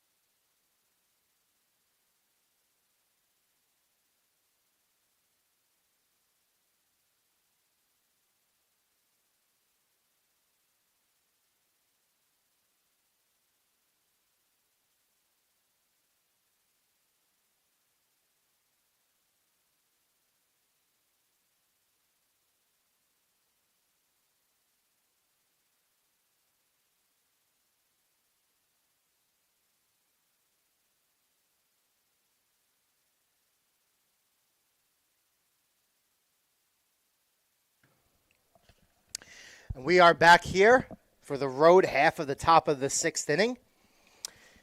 It is Andrew DeAngelis at the plate for Felician. And we did have a pitching change here. So we'll get, like I said, we'll get you the final line on Ryan Kehoe as the game goes on. But Ryan Kehoe officially done after 5 innings for CSI, as that ball is grounded to the second baseman, Nico Rodriguez, who does a nice job keeping the ball in front of him. Unfortunately, the ball was hit deep enough where he wasn't able to field it cleanly and make a throw to first base. So DeAngelis reaches on what should be a base hit to start the top half of the sixth inning. But it is Michael First, number 18, Michael First, who enters the game for the Dolphins in the top of the sixth inning here. And as of now, CSI doesn't really have anybody else warming just yet in the bullpen behind him. So, once again, Ryan Kehoe giving the Dolphins 5 really, really good innings here on Heroes Night in St. George.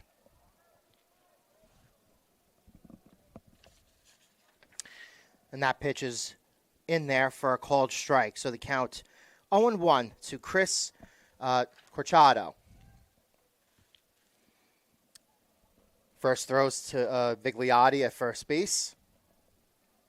As DeAngelis has to get back in safely.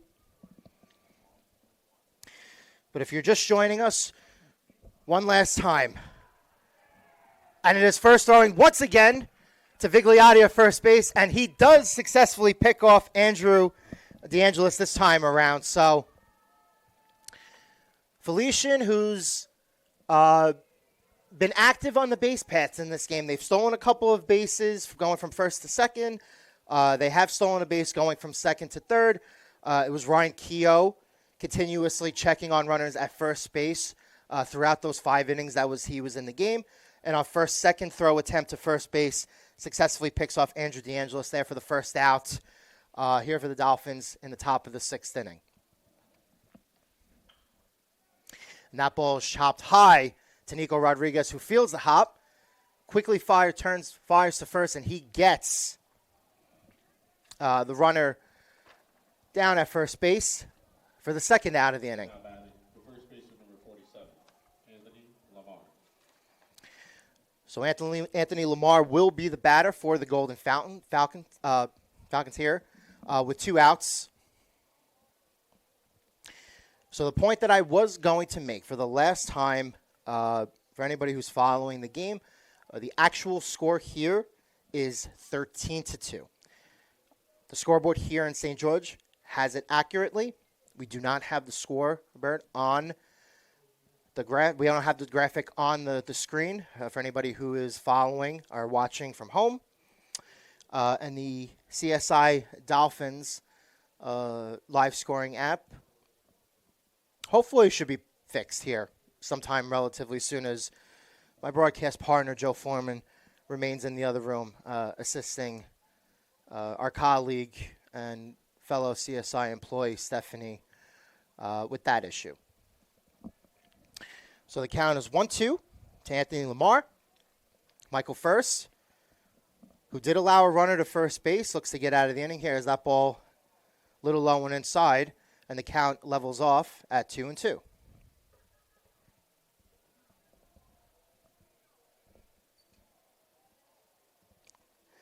And First is able to get Lamar chasing into the other batter's box as he swings through for strike 3. And after a runner does reach first base, Dolphins are able to get out of that without any other runs. So, Joe, you don't even have your broadcast.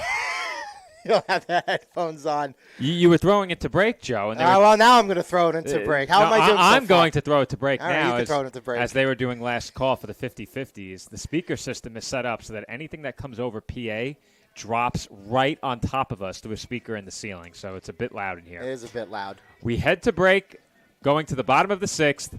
We've corrected our live stats. The scoreboard is correct. The Dolphins lead 13-2.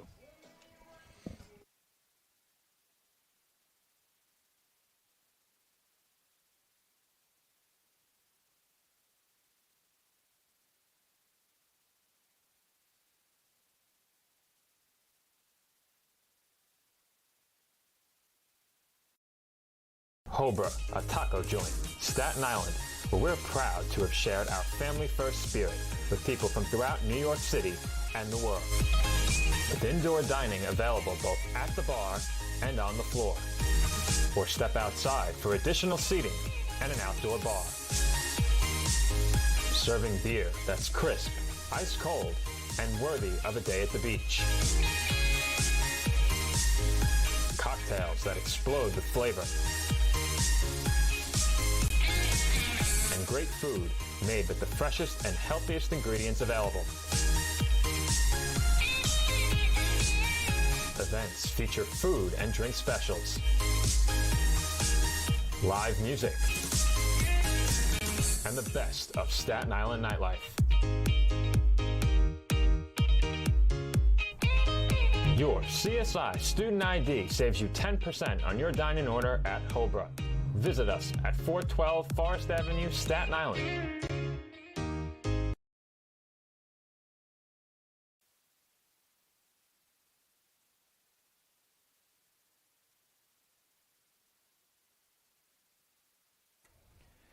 And we are back for the home 6th inning as TJ Leno steps in to lead off for the Dolphins. And, Joe, I'm back where I belong in the commentary booth.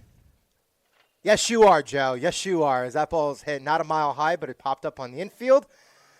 And nobody called for that, Joe. And oh, my goodness. TJ Leno almost got caught at first base, not running totally hard down the line there, but he is safe at first base nonetheless. All right, so let's get another look at that from the wide angle all the way. We kept the focus between the pitcher and batter behind the plate, considering that's where the play was. But you'll get a look at how close the play was at first base here on the wide shot. I don't believe that ball was touched, so that probably goes down as a hit, but I think that is how they scored it. So that ball was definitely not touched, and it was touched by the third baseman. I don't think it was touched on the way down. No, not on the way down, but I mean on the throw attempt. Thankfully, it was hit into the Bermuda Triangle, and TJ Lane almost got caught not running down the line. But he is at first base. So Dolphins get the leadoff runner here. Leadoff runner on here is Michael Kehoe pinch hitting now for the Dolphins. Right. Well, the Dolphins had multiple injuries at the catcher position at one time. Earlier in the season, they lost Giovanone, who's in the lineup tonight. Kehoe gets an at-bat here as well, and it looks like the Dolphins will begin to empty the bench here. I think that's Anthony Sotera on deck. So some of the Dolphins' reserves going to get into this game as we play on here in the home 6th inning. This game about 2 hours old, so considering the amount of scoring we've had, it's moved at a steady pace. Yes, it has, because I think a lot of these hits that have brought in Dolphins runs have come in bulk, especially that grand slam call. And thank you to Nick Bavona. Shout out, sent me a text during the middle innings that's going to be a must listen for everybody on the crew. I'm sure the Dolphins players, once they hear that call, will be very satisfied with it. So, I mean, do I thank you for being in the next room, for giving me the opportunity to do that, Joe? You gave me a gift tonight. Don't thank me. Thank Nick first, right? Don't thank Nick. Well, I'll thank AJ first. Don't thank AJ either, Joe. Keep trying.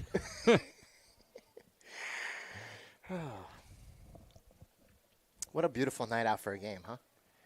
It really is a great Really night. is. Hopefully by the time we leave, the Empire State Building is blue and orange.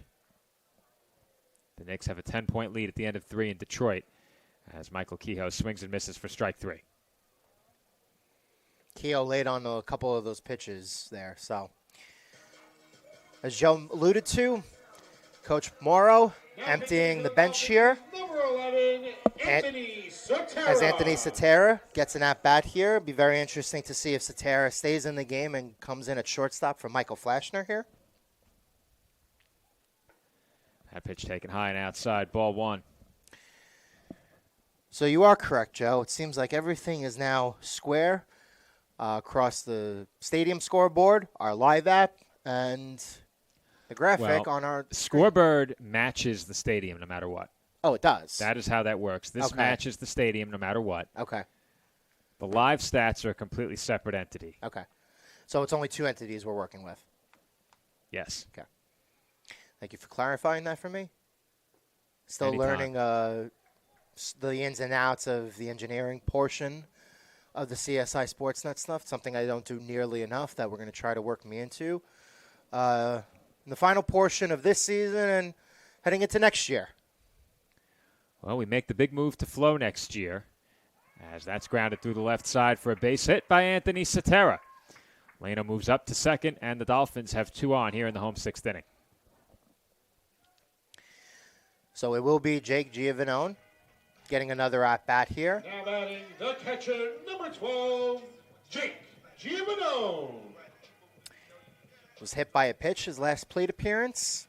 Nothing he could have really done about that. The Dolphins have 1 out here in a 13-2 game. Still looking for some more runs. Don't sound so excited, Joe. First pitch to Giovanone for a strike, 0-1. Do have a nice solid crowd here. Nice turnout, like I said in the previous inning while you were in the other room, as this game has gone on. There was definitely a late arrival crowd for the first and second innings. We had that beautiful ceremony that you were down on the field for at the start of the game. And what'll be nice is once you go into post and kind of go through that, anybody who missed it will have the opportunity to watch it again. And certainly, definitely one of the highlights here tonight for the Dolphins. No question about it. As always, they do it right here on Heroes Day. This year, no different. And historically, they've been pretty good on Heroes Day as well in terms of wins and losses. The Dolphins, if memory serves, have only lost once on Heroes Day, and that was in a game that was decided in extra innings. On short notice, I'm very happy, very, very happy that I made the decision to be here tonight. That's good to hear, and a lot more important baseball to be played the rest of the way. You probably will get on the call for the final weekend of the season as well, because I will not be around. So with Lou likely on PA, I believe we have him that weekend. Pretty sure we do. I would hope so. You and Nick. He's excellent, man. Woof. You and Nick Shout will out have to the Lou. call. I always jokingly say the same thing when Lou does PA. What I love about his public address is not his announcement of the home batters, not his enthusiasm. It is his complete disdain for the visitor.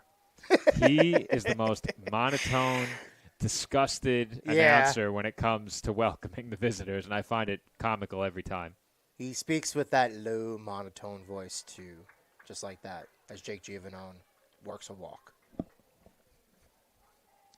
So Giovanone will take first. The Dolphins will load the bases And Nico Rodriguez will be the Second batter. baseman, number 2, Nico Rodriguez.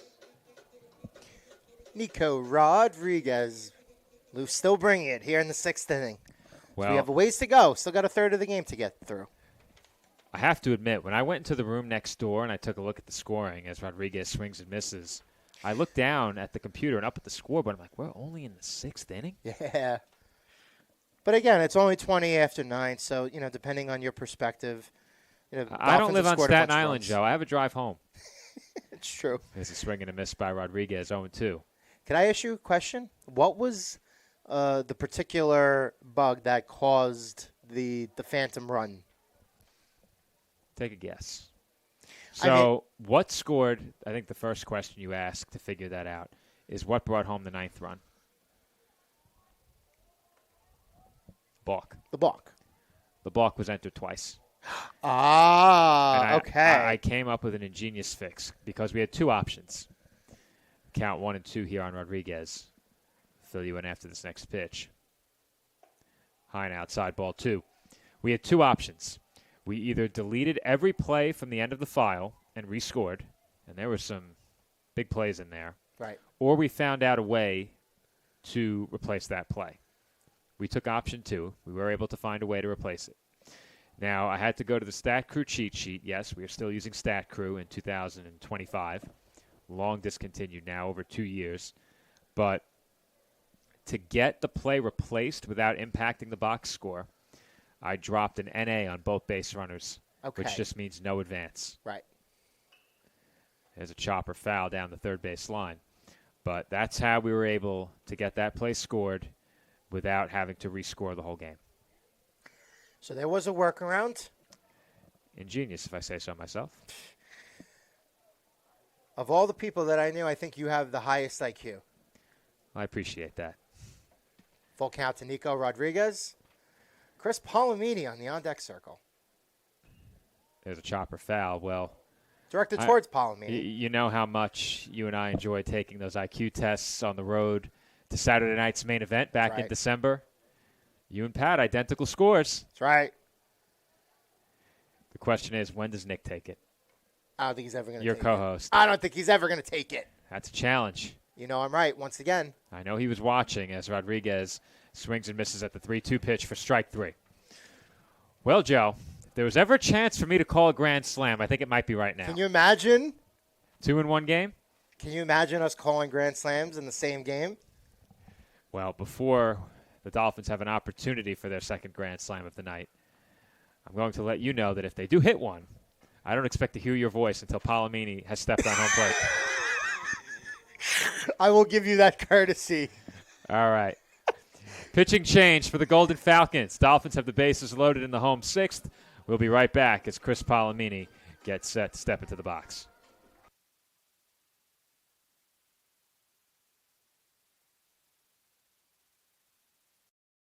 No, I'm right. The podcast that uncovers the origin stories of some of the biggest names in sports, media, and entertainment. Nick Durst here along with Joe Calabrese. Here we are, 200 episodes later, about 150 episodes with guests, our friends, soon to be your friends. Well, it's pretty clear, Joe, that it's all about You Know I'm Right, the podcast. That's my You Know I'm Right moment. Wanted to do a podcast, and everyone was like, what are you, crazy? Who's going to listen? You're not going to get guests. Well, guess what? I'm the best when it comes to getting guests. You could vouch for that. I am so happy that you asked me to do this. I couldn't have been more thrilled. And follow us on socials. Check us out. I promise you, if you want to work in media, whether you work in media now, whether you want to quit your job and work in media, come to us, and I promise you, we will get you on the right foot. That's what it's all about, uncovering the origin stories of some of the biggest names in sports, media, and entertainment. Keep it locked on You Know I'm Right.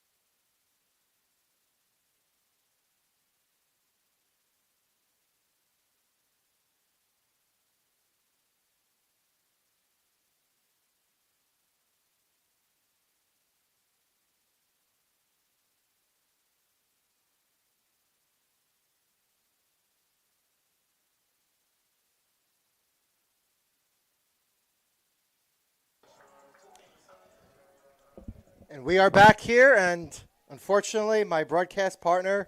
Oh, never mind. He just walked into the room. I was going to say if. Wasn't missing this, Joe, as Palomini takes a breaking ball strike. So we you touched. sound out of breath.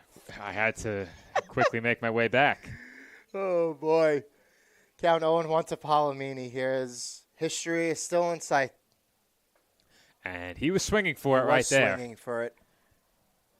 Count 0-2 now on Palomini. But regardless of what he does here, he's had an excellent night on a night where his late father, has been one of the heroes who was honored earlier in the game. The 0-2, outside 1-2. Well, you know what can make the night greater, Joe? What? Some history. Some history. You know what would be great? If you had the opportunity to call that history. I'm rooting for you, pal. Yeah, the fans of the Golden Falcons don't want to see that. Comes the 1-2, and that's fouled back. I came close to hitting the light fixture here. As long as it doesn't hit the camera, I'm happy. That's right. No way we want to have a camera break and have to purchase and invest in another camera. If the camera breaks, my heart breaks, Joe. It's my only camera. The 1-2. And Palomini takes one that bounces in. So the count evens out here at 2-2. Bases loaded for the Dolphins. 2 outs here. In the bottom of the 6th inning. A little bit of a marathon game here. The 2-2. Low ball 3. Nowhere to put Palomini here. Nowhere to put him. You're going to have to make a pitch. Will he get something to hit on 3-2? We'll see if sophomore Kyle Peterson gives Palomini something to hit here with a full count. Payoff pitch. Foul back. All the runners going on that pitch with the 3-2 count and 2 outs. Any souvenirs in the suite level yet, Joe? Not that I could see. Got to return those foul balls. Yes, you do. There were definitely a couple that reached Richmond Terrace going over the left field side of the building here. Big question is, when will CSI night be this year? Your guess is as good as mine. I made my way into the suite last year. Not sure I was supposed to be there. The 3-2. Hit the other way and foul. He's putting really good swings on these, even as he's fouling them off. Little bit of inside-out cuts, fighting it off a little bit, but good cuts nonetheless, Joe. It remains 3-2 on Palomini. Bases loaded, 2 outs in the home 6th.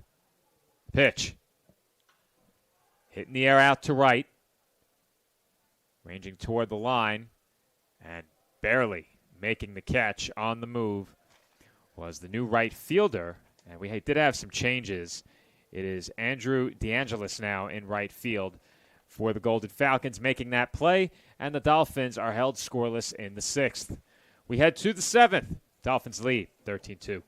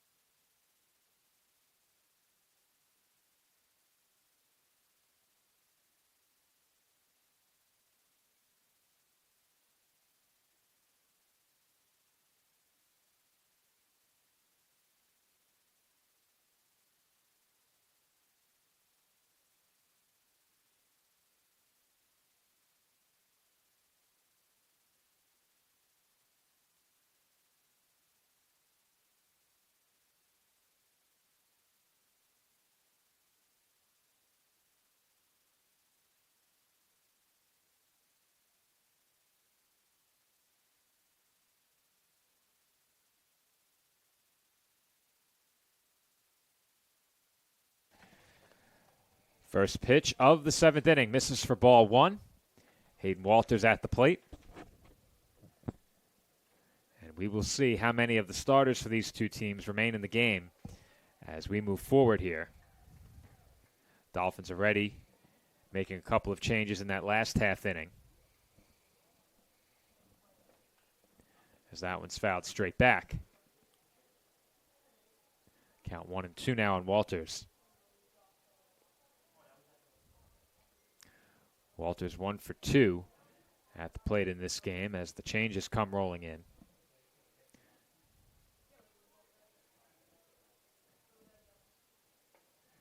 So we had some changes. We'll see if they got them. Weigel at third, Michael Kehoe in left, Cetera at short. Did we get all three of those? They got them. That's why they're the best. Thanks, Steph. Unless somebody balks, then they're not the best. Nah, Steph is still the best. I text 2-2. her at least twice a week saying And it. that is crushed to right. Did he get enough of it? I don't believe so. He got just under it. And it was dropped. So Walters will keep running. He heads for third.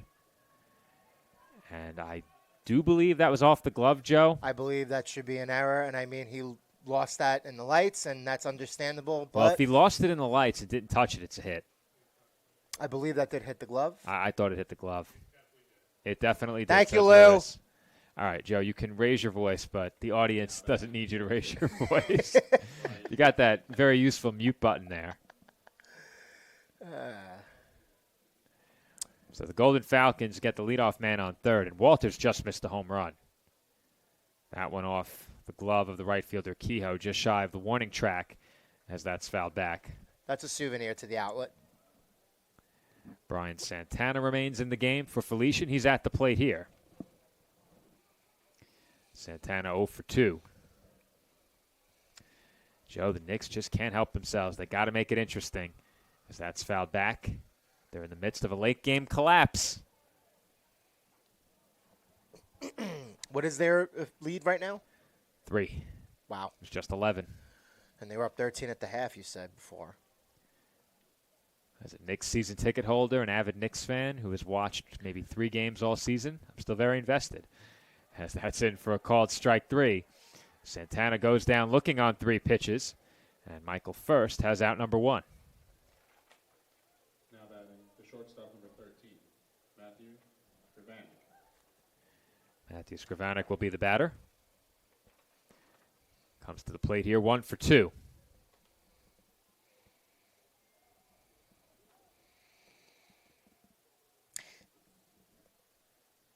To add on to your next point, if we're just briefly touching on some other things going on, it seems like both Giants and Jets fans are not satisfied with their draft picks tonight. Shocker. Well, I know nothing about college football, so what positions did they go?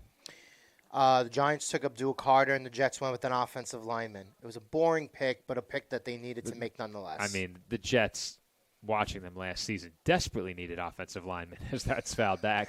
Well, I could tell you as a Jets fan for about 20-something years, the Jets have needed a lot of things over the years, and usually they never get them. When they had a line, they needed a quarterback. And when they had a quarterback, they didn't have an offensive line. That's right. But when's the last time the Jets had a rock-solid quarterback? 1969. Okay. The 1-1 pitch, big swing and a miss there by Scrivanik. You know, it's crazy, but I think the best single season for a Jets quarterback that has come during my time as a fan of the NFL. I've switched teams. We've gone through that before, but I grew up a Jets fan. I'm now a Raiders fan, as that's taken for ball 2.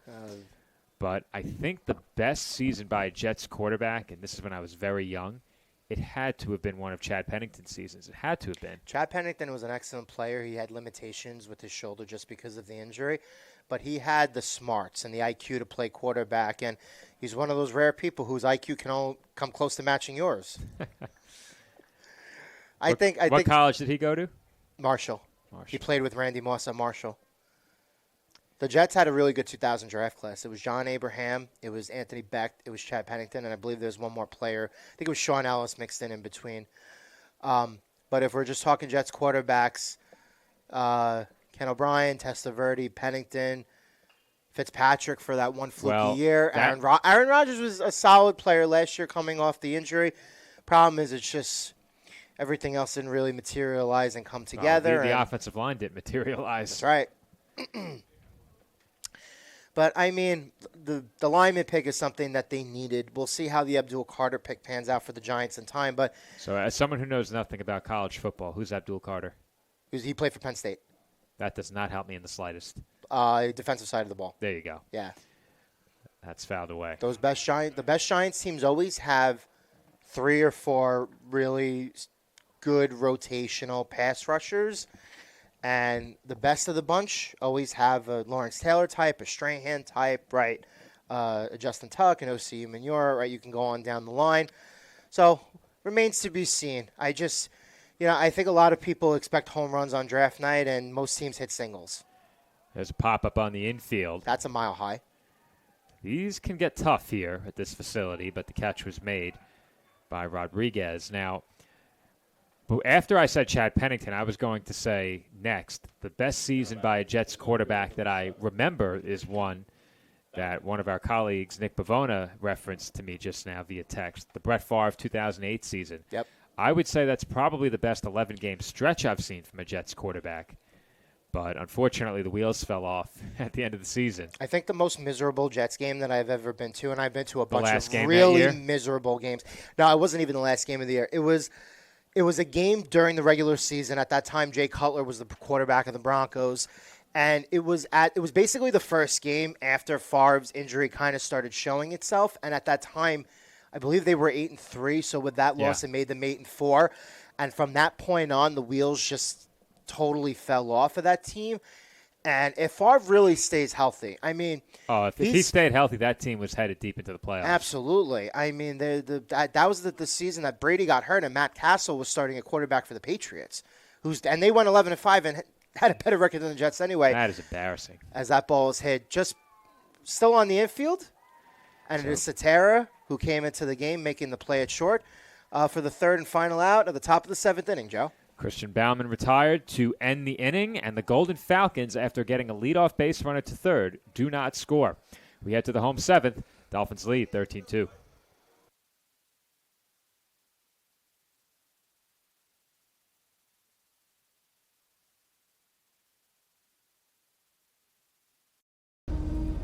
NCAA athletes don't just compete, they make history.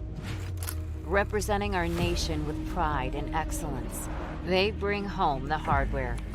Our college campuses serve as training grounds for the next generation of stars. Catch tomorrow's Olympians and Paralympians on the NCAA Championship stage today.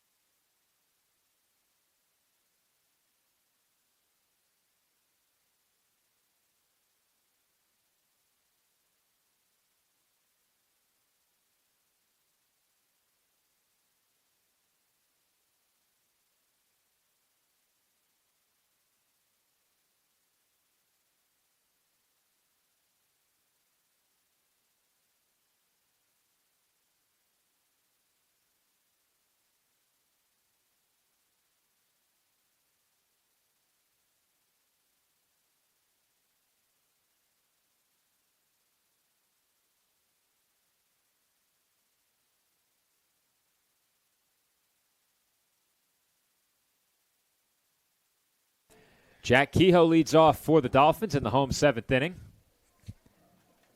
Big lead for the Dolphins, 13-2 over Felician University as Kehoe rips one down the right field line. Fair ball in the corner, and that will be an extra base hit. Kehoe headed for second, thought about third, and he is held up, wisely so. It's a leadoff double for Jack Kehoe, and the Dolphins have a base runner with nobody out here in the 7th. Jumping out on that first pitch. That ball hit down the right field line, Joe. For a split second, it looked like it was just going to hook foul. And I don't know if that ball hit the line exactly. It came very close to hitting the line. But Jack Kehoe, leadoff double here to start the bottom half of the 7th inning for the Dolphins as A.J. Vigliotti steps back to the batter's box. Vigliotti, another dangerous hitter, takes one up over his head. Vigliotti 2 for 3 in this game. Top of the Dolphins lineup right now, a combined 6 for 10. If you include J.J. Hunter, 8 of 14. 1-0 on the outside corner for a called strike, 1-1. A lot of groans there. From our angle, looked to be a little low. Probably crossed the black of the plate. 1-1 here to Vigliotti. Our angle not quite the same as it is at CSI. No, of course not. We're way up. And when you're way up, we can argue balls and strikes all we want, but at the end of the day, we're not. The umpire who's behind the plate as the count is 2-1. That's outside for ball 3. Well, we say it all the time. We do have an umpire on the crew. We do. He He's will not here. He will not hesitate to let you know it. That pitch, that previous pitch seemed to be in a similar spot to the pitch I had a little bit of a gripe about. As Vigliotti fouls that ball off. As that's making its way to the water. I don't know if it actually reached the water, but with that foul ball, Vigliotti now has worked the count full to 3-2. Wonder how many baseballs they've gone through tonight. A bunch. There's definitely been about 30 foul balls. 31. That one got over the facade? Yes. Just barely. Just barely. A couple of souvenirs to the outlet mall. A couple of souvenirs to the other side of the Richmond Terrace crowd. Definitely one in the water that we're still tracking. We have somebody, Miguel, with a little rowboat out there. As that's foul ball number 32. Is that goes to another foul ball to the outlet malls. But you're right. A lot of foul balls here tonight, Joe. Both teams. They're giving them fits down there right now. We're going to be running out of baseballs soon. No. All right, maybe. There's another foul ball, but this one stays in the ballpark. How many foul ball chasers do we have on staff tonight? Not enough. 2. That's it? That's a good point. That is, yeah. I think if there was ever a night to have 4. Am I allowed to say, I'm right again, or have I run out of? You've exhausted that opportunity as that's ripped through the left side for a base hit. Kehoe heading home. And the throw is cut off. It gets through. Vigliotti moving up to second. Looks like he's in. Is out. And I don't know about that, Joe. We'll get a look from the tight angle and see. Let's see. I think he overslid the base, Joe. Okay, so if he overslid the base and he came off the base and the tag was still applied and on him after he came off the base, then that would be why he was out. It seemed like he beat the throw there. It seemed like the slide definitely beat the tag. So we'll double-check that on the replay. But Vigliotti with another hit in this game. Not quite a grand slam for you. But a hit nonetheless that brings in Jack Kehoe. So now the Dolphins have 14 runs. He overslid the base, Joe. I think that's why he was out. There you go. So if he doesn't overslid the base, he'd be safe. I think so. Okay.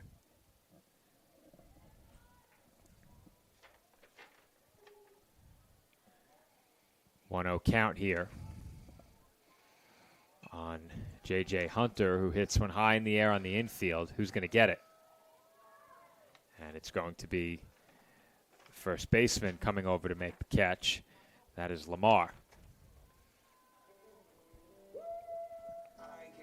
Now batting, the third baseman, number 9, Vincent Weigel. Vincent Weigel at the plate here. His first plate appearance of the game, Joe? Since entering the game, as a defensive substitution, would that occur in the 6th inning, last inning? Yes. Okay. And something that's been very interesting to me about this Dolphins team this year, you don't often see a team with what I would consider half of their lineup being in a sort of platoon where anyone can get the start. Now, Weigel has started in most games, but you look at shortstop and second base, we've seen TJ Leno at second, Nico Rodriguez at second, Michael Flashner at short, Anthony Cetera at short. It's been a revolving door at catcher this year due to injury, but you don't often see those kind of question marks in terms of who's going to play in a particular position at so many spots for a team that's had the success the Dolphins have over the last month. It's a very good point, and it seems like the outfield, especially the last, I would say, month or so, since I've been joining the broadcast and working PA, Seems like Waterman's been in left, Palomini's in center, Jack Keogh in right. No real change out there. But each of the other 3 infield positions outside of first base have been a revolving door. That one caught in shallow right center to end the inning as Weigel is retired. We head to the 8th as the Dolphins pick up 1 in the 7th to go ahead 14-2.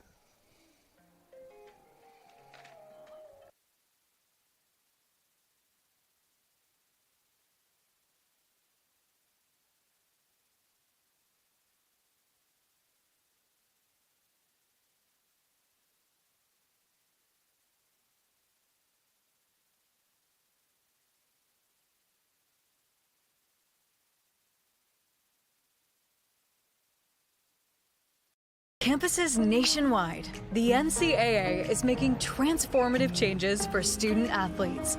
While they pursue their biggest dreams, we're launching new initiatives to help them. Life-changing education opportunities are just the start. The NCAA is providing enhanced mental health services. We're guaranteeing scholarships and tuition and expanding access to healthcare. Visit ncaa.org/change to learn more.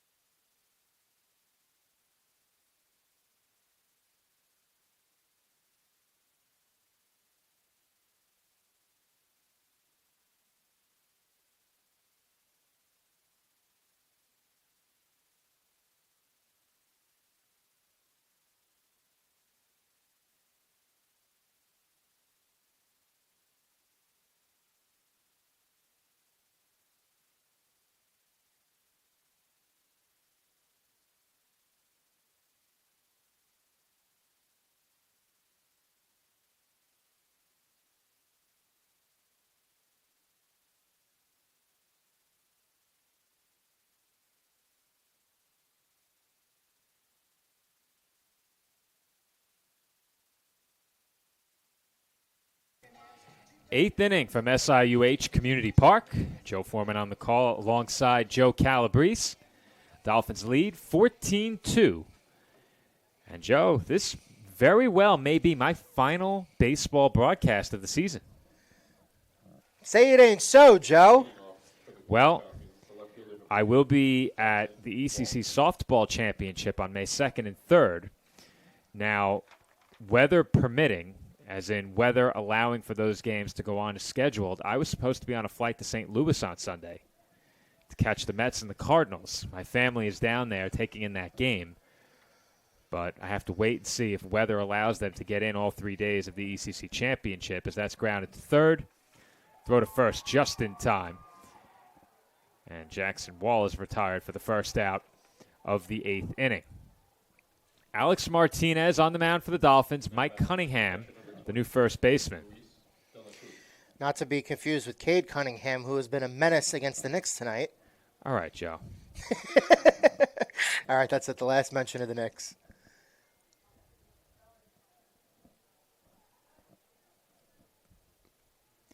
The Knicks got this. First pitch outside for ball one. Luis De La Cruz at the plate. He's 0 for 3.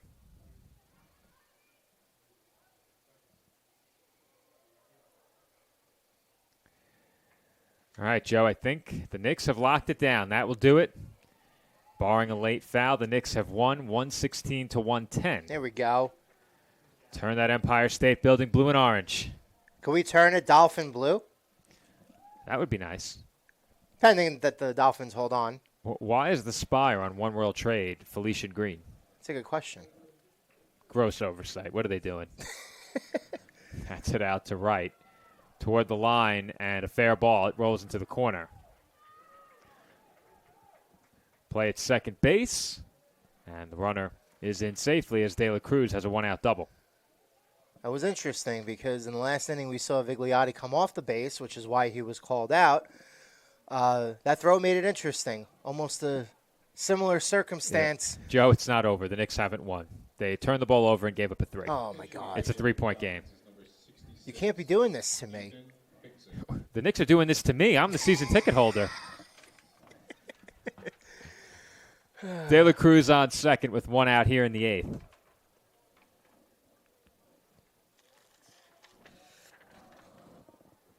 Pinch hitter here, and I think Ethan Hickson, number 66. I think we removed him from the roster earlier.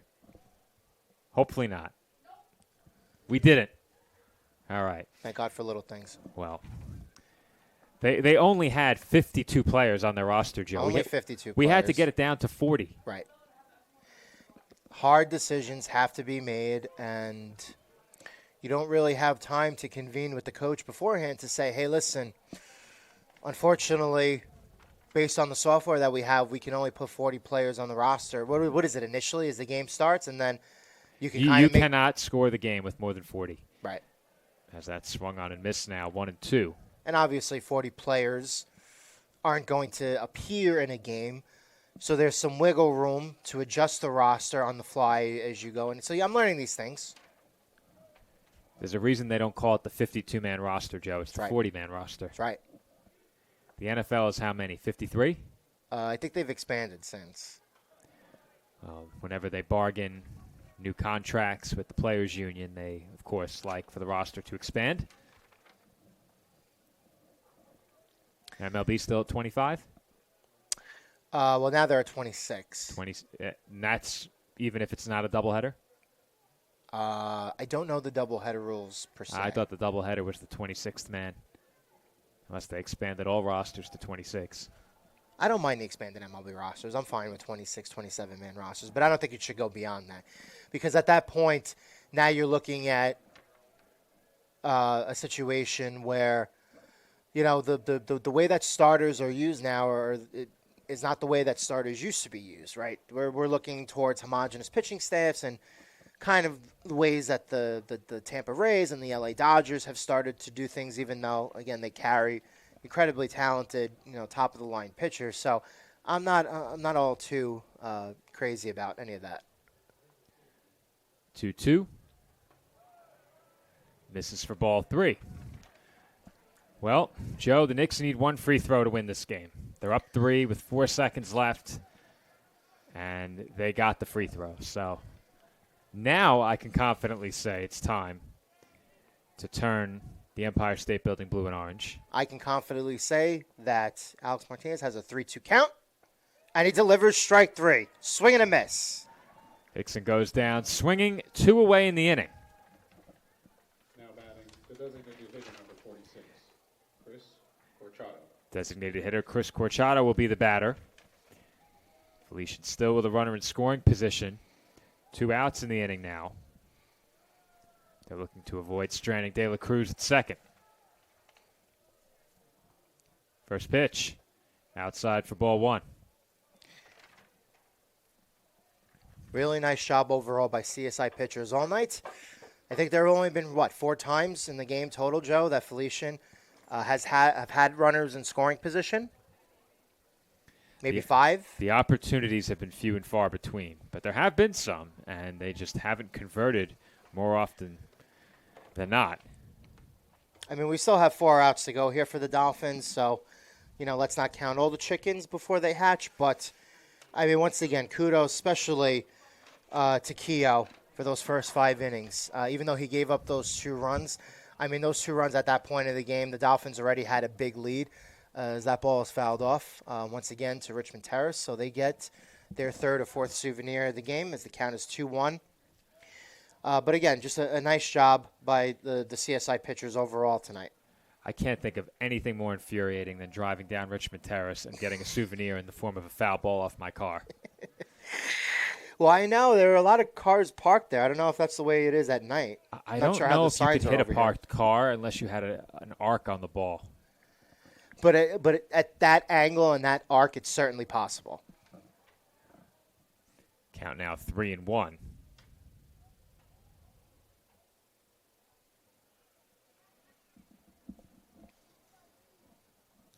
towards second by Martinez.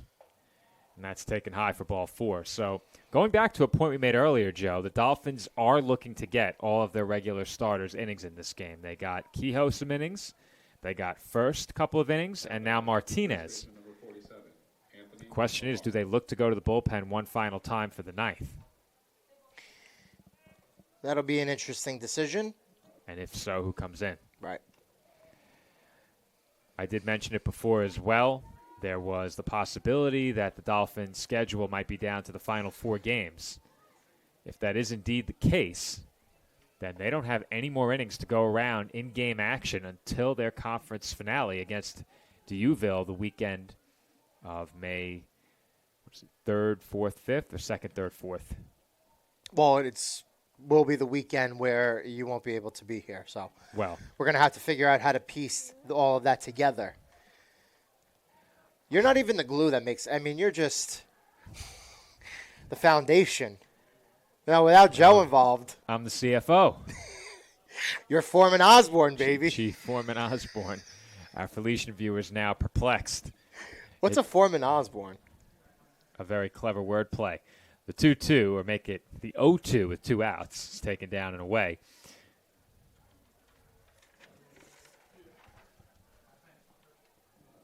Anthony Lamar at the plate looking for his first base hit of the night. He's 0 for 3.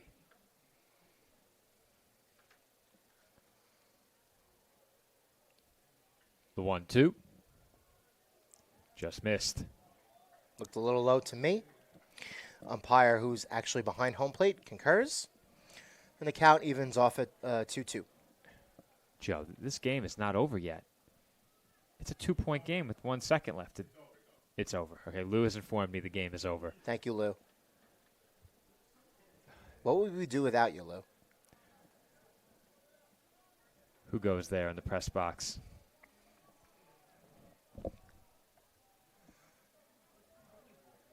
Trying to figure out who that is. There was some foot traffic. That's right. Full count here. Martinez looks to get out of the inning with 2 outs. See if he can make a pitch. And the payoff is chopped foul.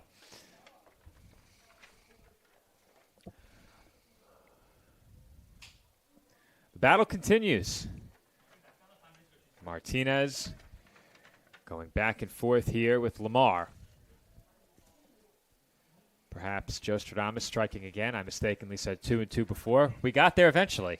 It's now 3-2. Went beyond that to 3-2. And that's chopped toward the middle. Backhanded by Rodriguez. Throw to first, not in time. Throw to the plate. Not in time.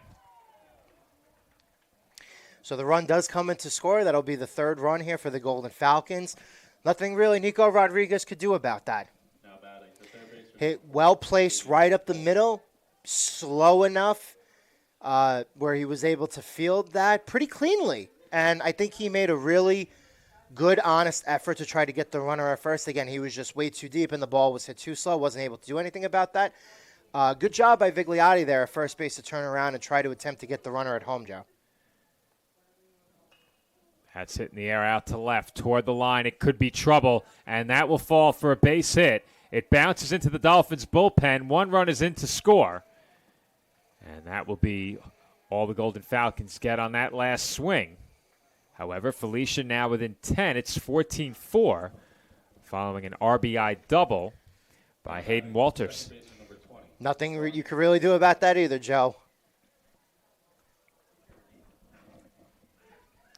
Some tough luck. Very tough luck here. Those last 2 batted balls in play for the Golden Falcons. The inning continues. As that pitch is taken outside for ball 1 by Brian Santana. Santana is 0 for 3. So, turns out, Joe, the game is not over. The Pistons have the ball with 1 second on the clock, and they turned it over to end the game. There you go. Now the Knicks have won. I was told there was a clock operator miscue. Now, I have my sources everywhere. They're getting over to me from Detroit. That's electric. And also false, but that's right. I'm glad that you accepted that as fact. Still trying to figure out who's in the next room. We'll find that out hopefully in the half inning, as that pitch misses outside. And the count here is 3-0, Joe. If they want to have a go at commentary, I know someone who can use a break.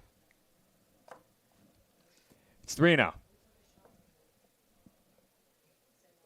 Inside ball 4, and all of a sudden, Martinez has really lost his command. Well, I mean, I think it was for that batter in particular. Well, he was ahead 0-2 before, right, and ended up losing the batter. Now batting the shortstop. Just looking for that put-away pitch. You had that hit up the middle where, again, it was hit well enough but slow enough where it was kind of that in-between play. And that throw to first allowed the runner to turn and come home. You had that play that dropped not close to the left field line, but it was well out of the fielder's reach. It's a strike there for Martinez, so he very quickly gets ahead here, 0-1. It's a big at-bat, Joe. The bases are loaded. You get one big swing here. Absolutely. Now you cut it to 6, and that would mean a total of 6 in this inning, if that Halfway would be back. the case. Right. So Martinez got to make a big pitch here to get out of it. Hasn't looked bad, but just hasn't been able to, up to this point, get that pitch to get out of the 8th inning here. One big swing could really drown out all that laughter in the room next door. Figure that who is in the room once again during the half inning. That's not close, 1-1. Well, they're having a grand old time in there. It's got to be a genuine surprise, right? Because Emily has come up a couple times. And It's not a surprise. 1-1.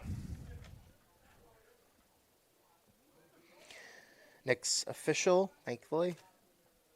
Thankfully. I couldn't take any more, Joe. It's 2-1 now.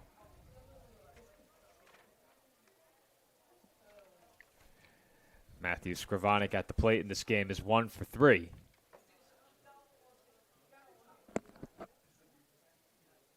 Two one. Up high, 3-1. So nowhere to put Scrivonic with the bases loaded here. So Martinez at this juncture has to put a pitch there. Another 3-ball count. Now he's starting to lose it with these last 2 batters. It's a good pitch there to get the swinging strike. Big swing and a miss there. It's full, 3-2. Good pitch on the outer portion of the plate. Kind of took a little bit off there. Fooled the batter a little bit. 3-2 here as Alex Martinez looks to make one more pitch to get the Dolphins out of the inning. Runners going, and the 3-2 is outside for ball 4. And that is going to be all for Alex Martinez. Dolphins calling to the bullpen, which means we will step aside and take a break. 2 runs already home. Dolphins lead at 14-4.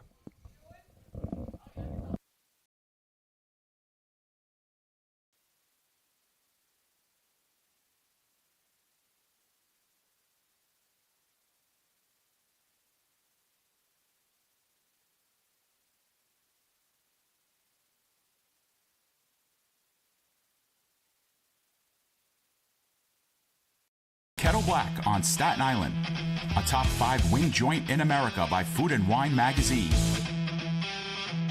Serving daily lunch and dinner at the bar or on the floor. Perfect for family and group parties with top shelf drink and delicious food. From great times with good friends. Live sports and watch parties. To Staten Island's hottest nightlife. The Kettle Black features live music and DJs weekly.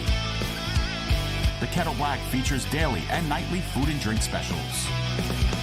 The best Staten Island has to offer is at the Kettle Black. We'll see you there at the Kettle Black, located on 415 Forest Avenue, Staten Island.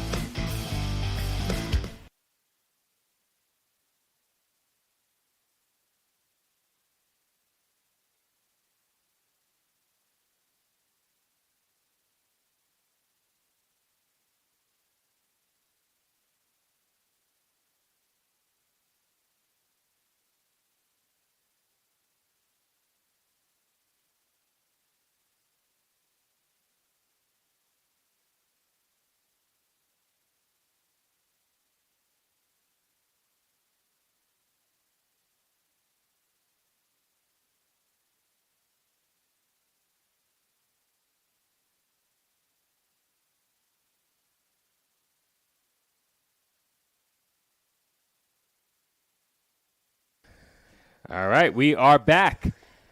Top half of the 8th inning, bases loaded for the Golden Falcons. The scoreboard got me again, Joe. The score was 14-5 heading to the break.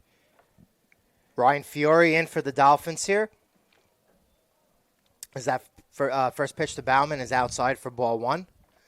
So once again, Joe, same situation here. Alex Martinez went through 3 batters, just could not get it done, could not get that final pitch to get out of the inning. So let's see if Fiore could do that as that pitch is fouled back directly behind home plate, maybe to the left of us here, as the count evens out at 1-1. It has been a lengthy inning for the Golden Falcons.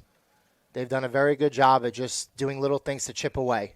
And that is a rocket shot right at Cetera. And with that, Felician will settle for 3 in the inning. We now head to the home 8th. Dolphins lead 14-5.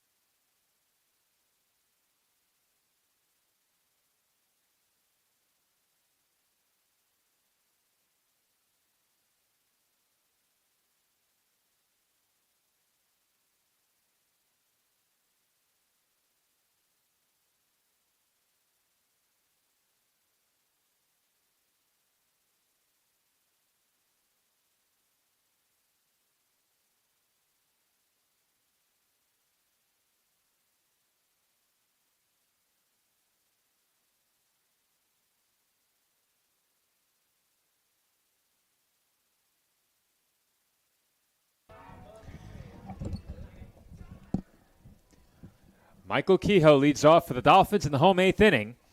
CSI looking for some insurance. Now, did I bring my roster to the other room with me, Joe? Or did we only have one? Okay. That's better. We have 2 copies of their roster and 1 copy of the CSI roster, but I don't know how this happens every game. They do have 3 copies in there, though. They do. So They're stealing ours. They have a horde of Staten Island rosters. And now they're protesting that fact as Kehoe swings and misses. New pitcher for the Golden Falcons, Luis Florian. Ahead to Kehoe here, 1-2.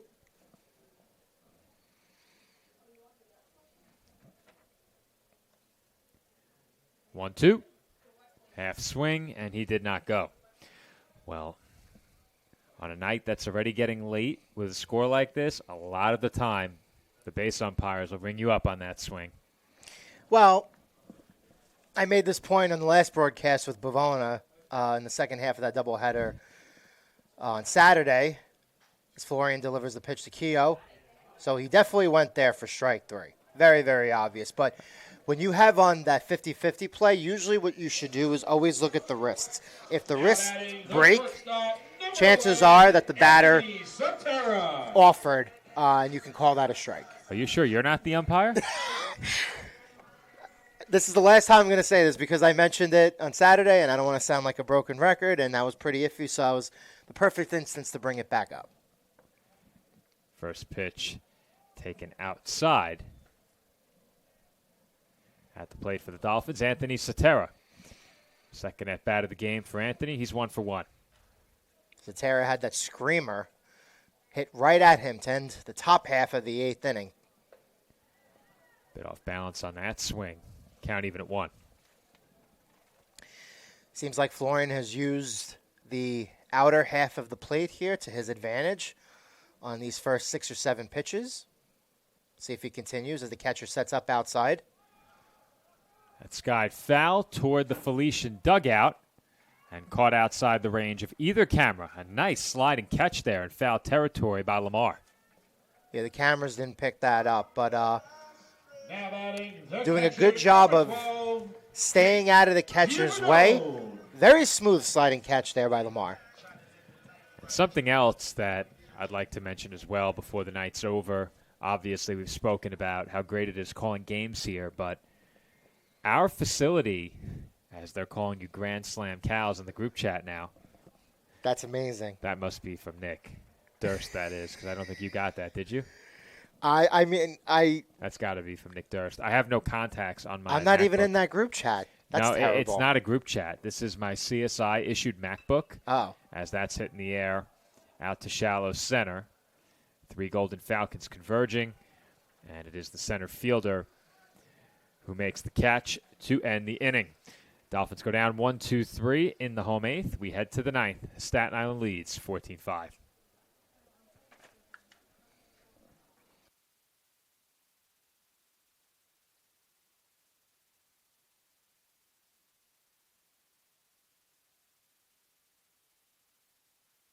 Kettle Black on Staten Island, a top 5 wing joint in America by Food and Wine magazine. Serving daily lunch and dinner at the bar or on the floor. Perfect for family and group parties with top shelf drink and delicious food. From great times with good friends. Live sports and watch parties. To Staten Island's hottest nightlife. The Kettle Black features live music and DJs weekly. The Kettle Black features daily and nightly food and drink specials. The best Staten Island has to offer is at the Kettle Black. We'll see you there at the Kettle Black, located on 415 Forest Avenue, Staten Island.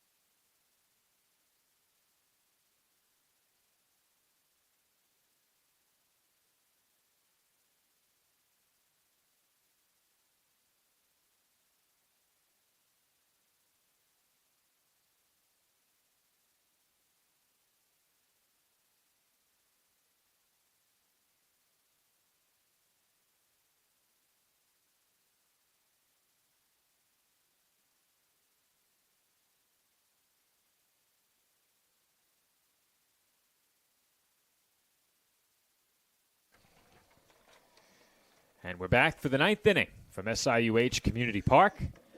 We will apologize in advance, but when this game ends, it is going to be a very quick sign-off and breakdown. This game now has gone right at about the 3-hour mark where we expected, as that pitch is taken inside. We have a Jersey resident in the booth. That too, but typically they like to get everything shut down pretty quickly after we're done. So of course, yeah, absolutely. We'll wrap up quickly.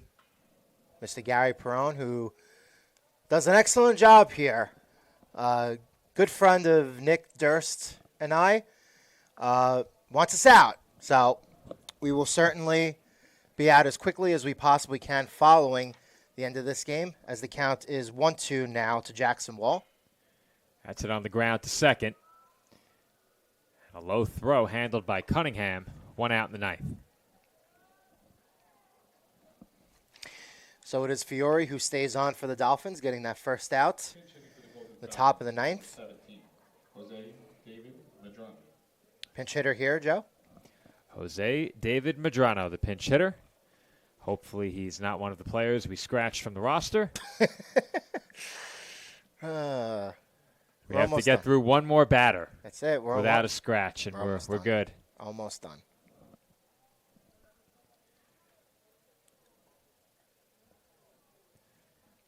Here comes the 1-0. And that is crushed foul. Wow. Ballpark not big enough for that one. That definitely didn't go in the water, but if that was straightened out, I mean, that would have come close. That definitely landed in the parking lot. There's a little parking lot. There's a grounder down the left field line for an extra base hit. Medrano into second. And the Golden Falcons have a runner in scoring position with 1 out. Golden Falcons still have some life here, Joe. Getting his second at bat is going to be Ethan Hickson. Hickson 0 for 1.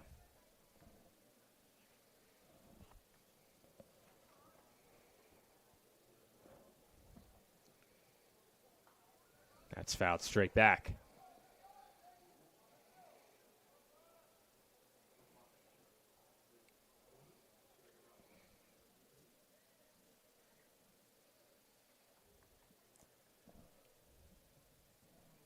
Very upright batting stance for Hickson.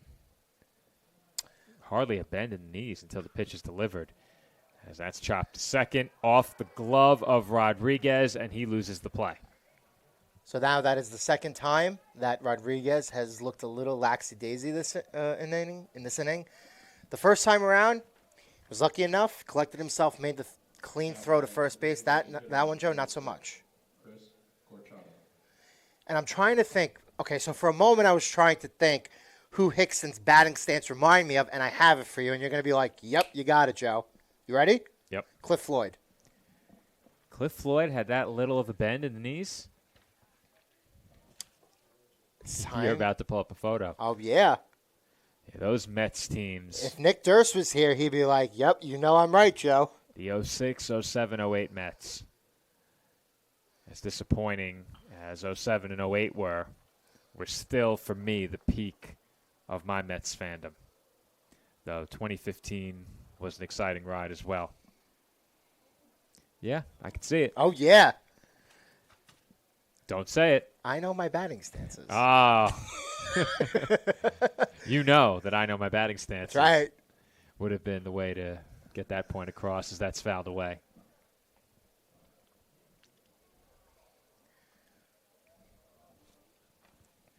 Count 1 ball and 2 strikes. At the plate here, Chris Corchado. Corchado 0 for 2 with a couple of walks. Runners on the corners, 1 out for the Golden Falcons here in the ninth.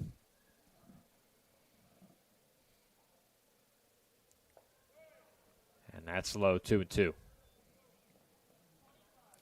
So if you're Fiore here, you really don't want this getting away from you. Count 1-2 moves to 2-2. You got to pick up Rodriguez, who made that error at second base. 2-2. Hit well out to right center. That ball carrying, but it is caught by Palomini. That's going to be a sacrifice fly as a run comes in to score, and it's now 14-6.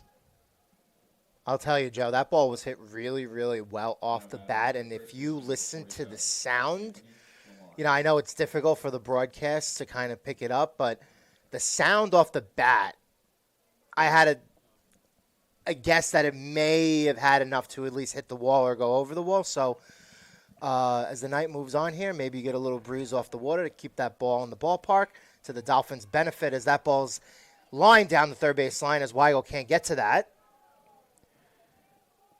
And it's going to be a stand-up double for Anthony Lamar, who made that really nice sliding catch to end the bottom half of the 8th inning. So for Lamar, that is his second hit of the day.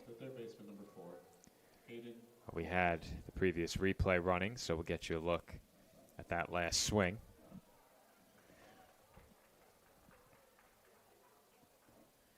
Well, that is not the last swing. So you did see it. I was about to say the engineering had become much easier after I sat down. I was operating from a high stool. Right. Did not work. Now I'm seated at tabletop level here, and it's much better. The appropriate level. As that's fouled away. And it's going to get into the stands.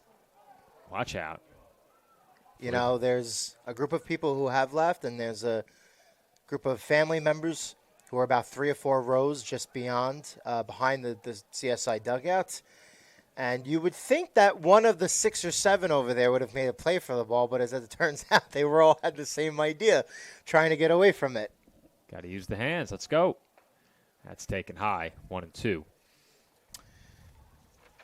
1-2 here to Hayden Walters. He's trying to keep this game going.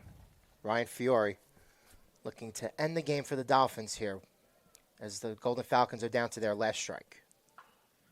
That's it softly to short. Throw across the diamond, off the mark. It's too low.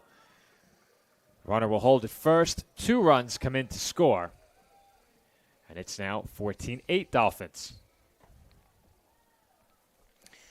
So 2 big defensive misplays in this inning. The first coming by Nico Rodriguez at second.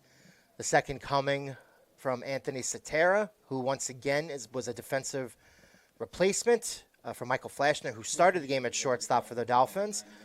So 2 key errors lead to the Golden Falcons scoring a couple of runs. Once again, Joe, it is 14-8, but the Dolphins still here have 2 outs.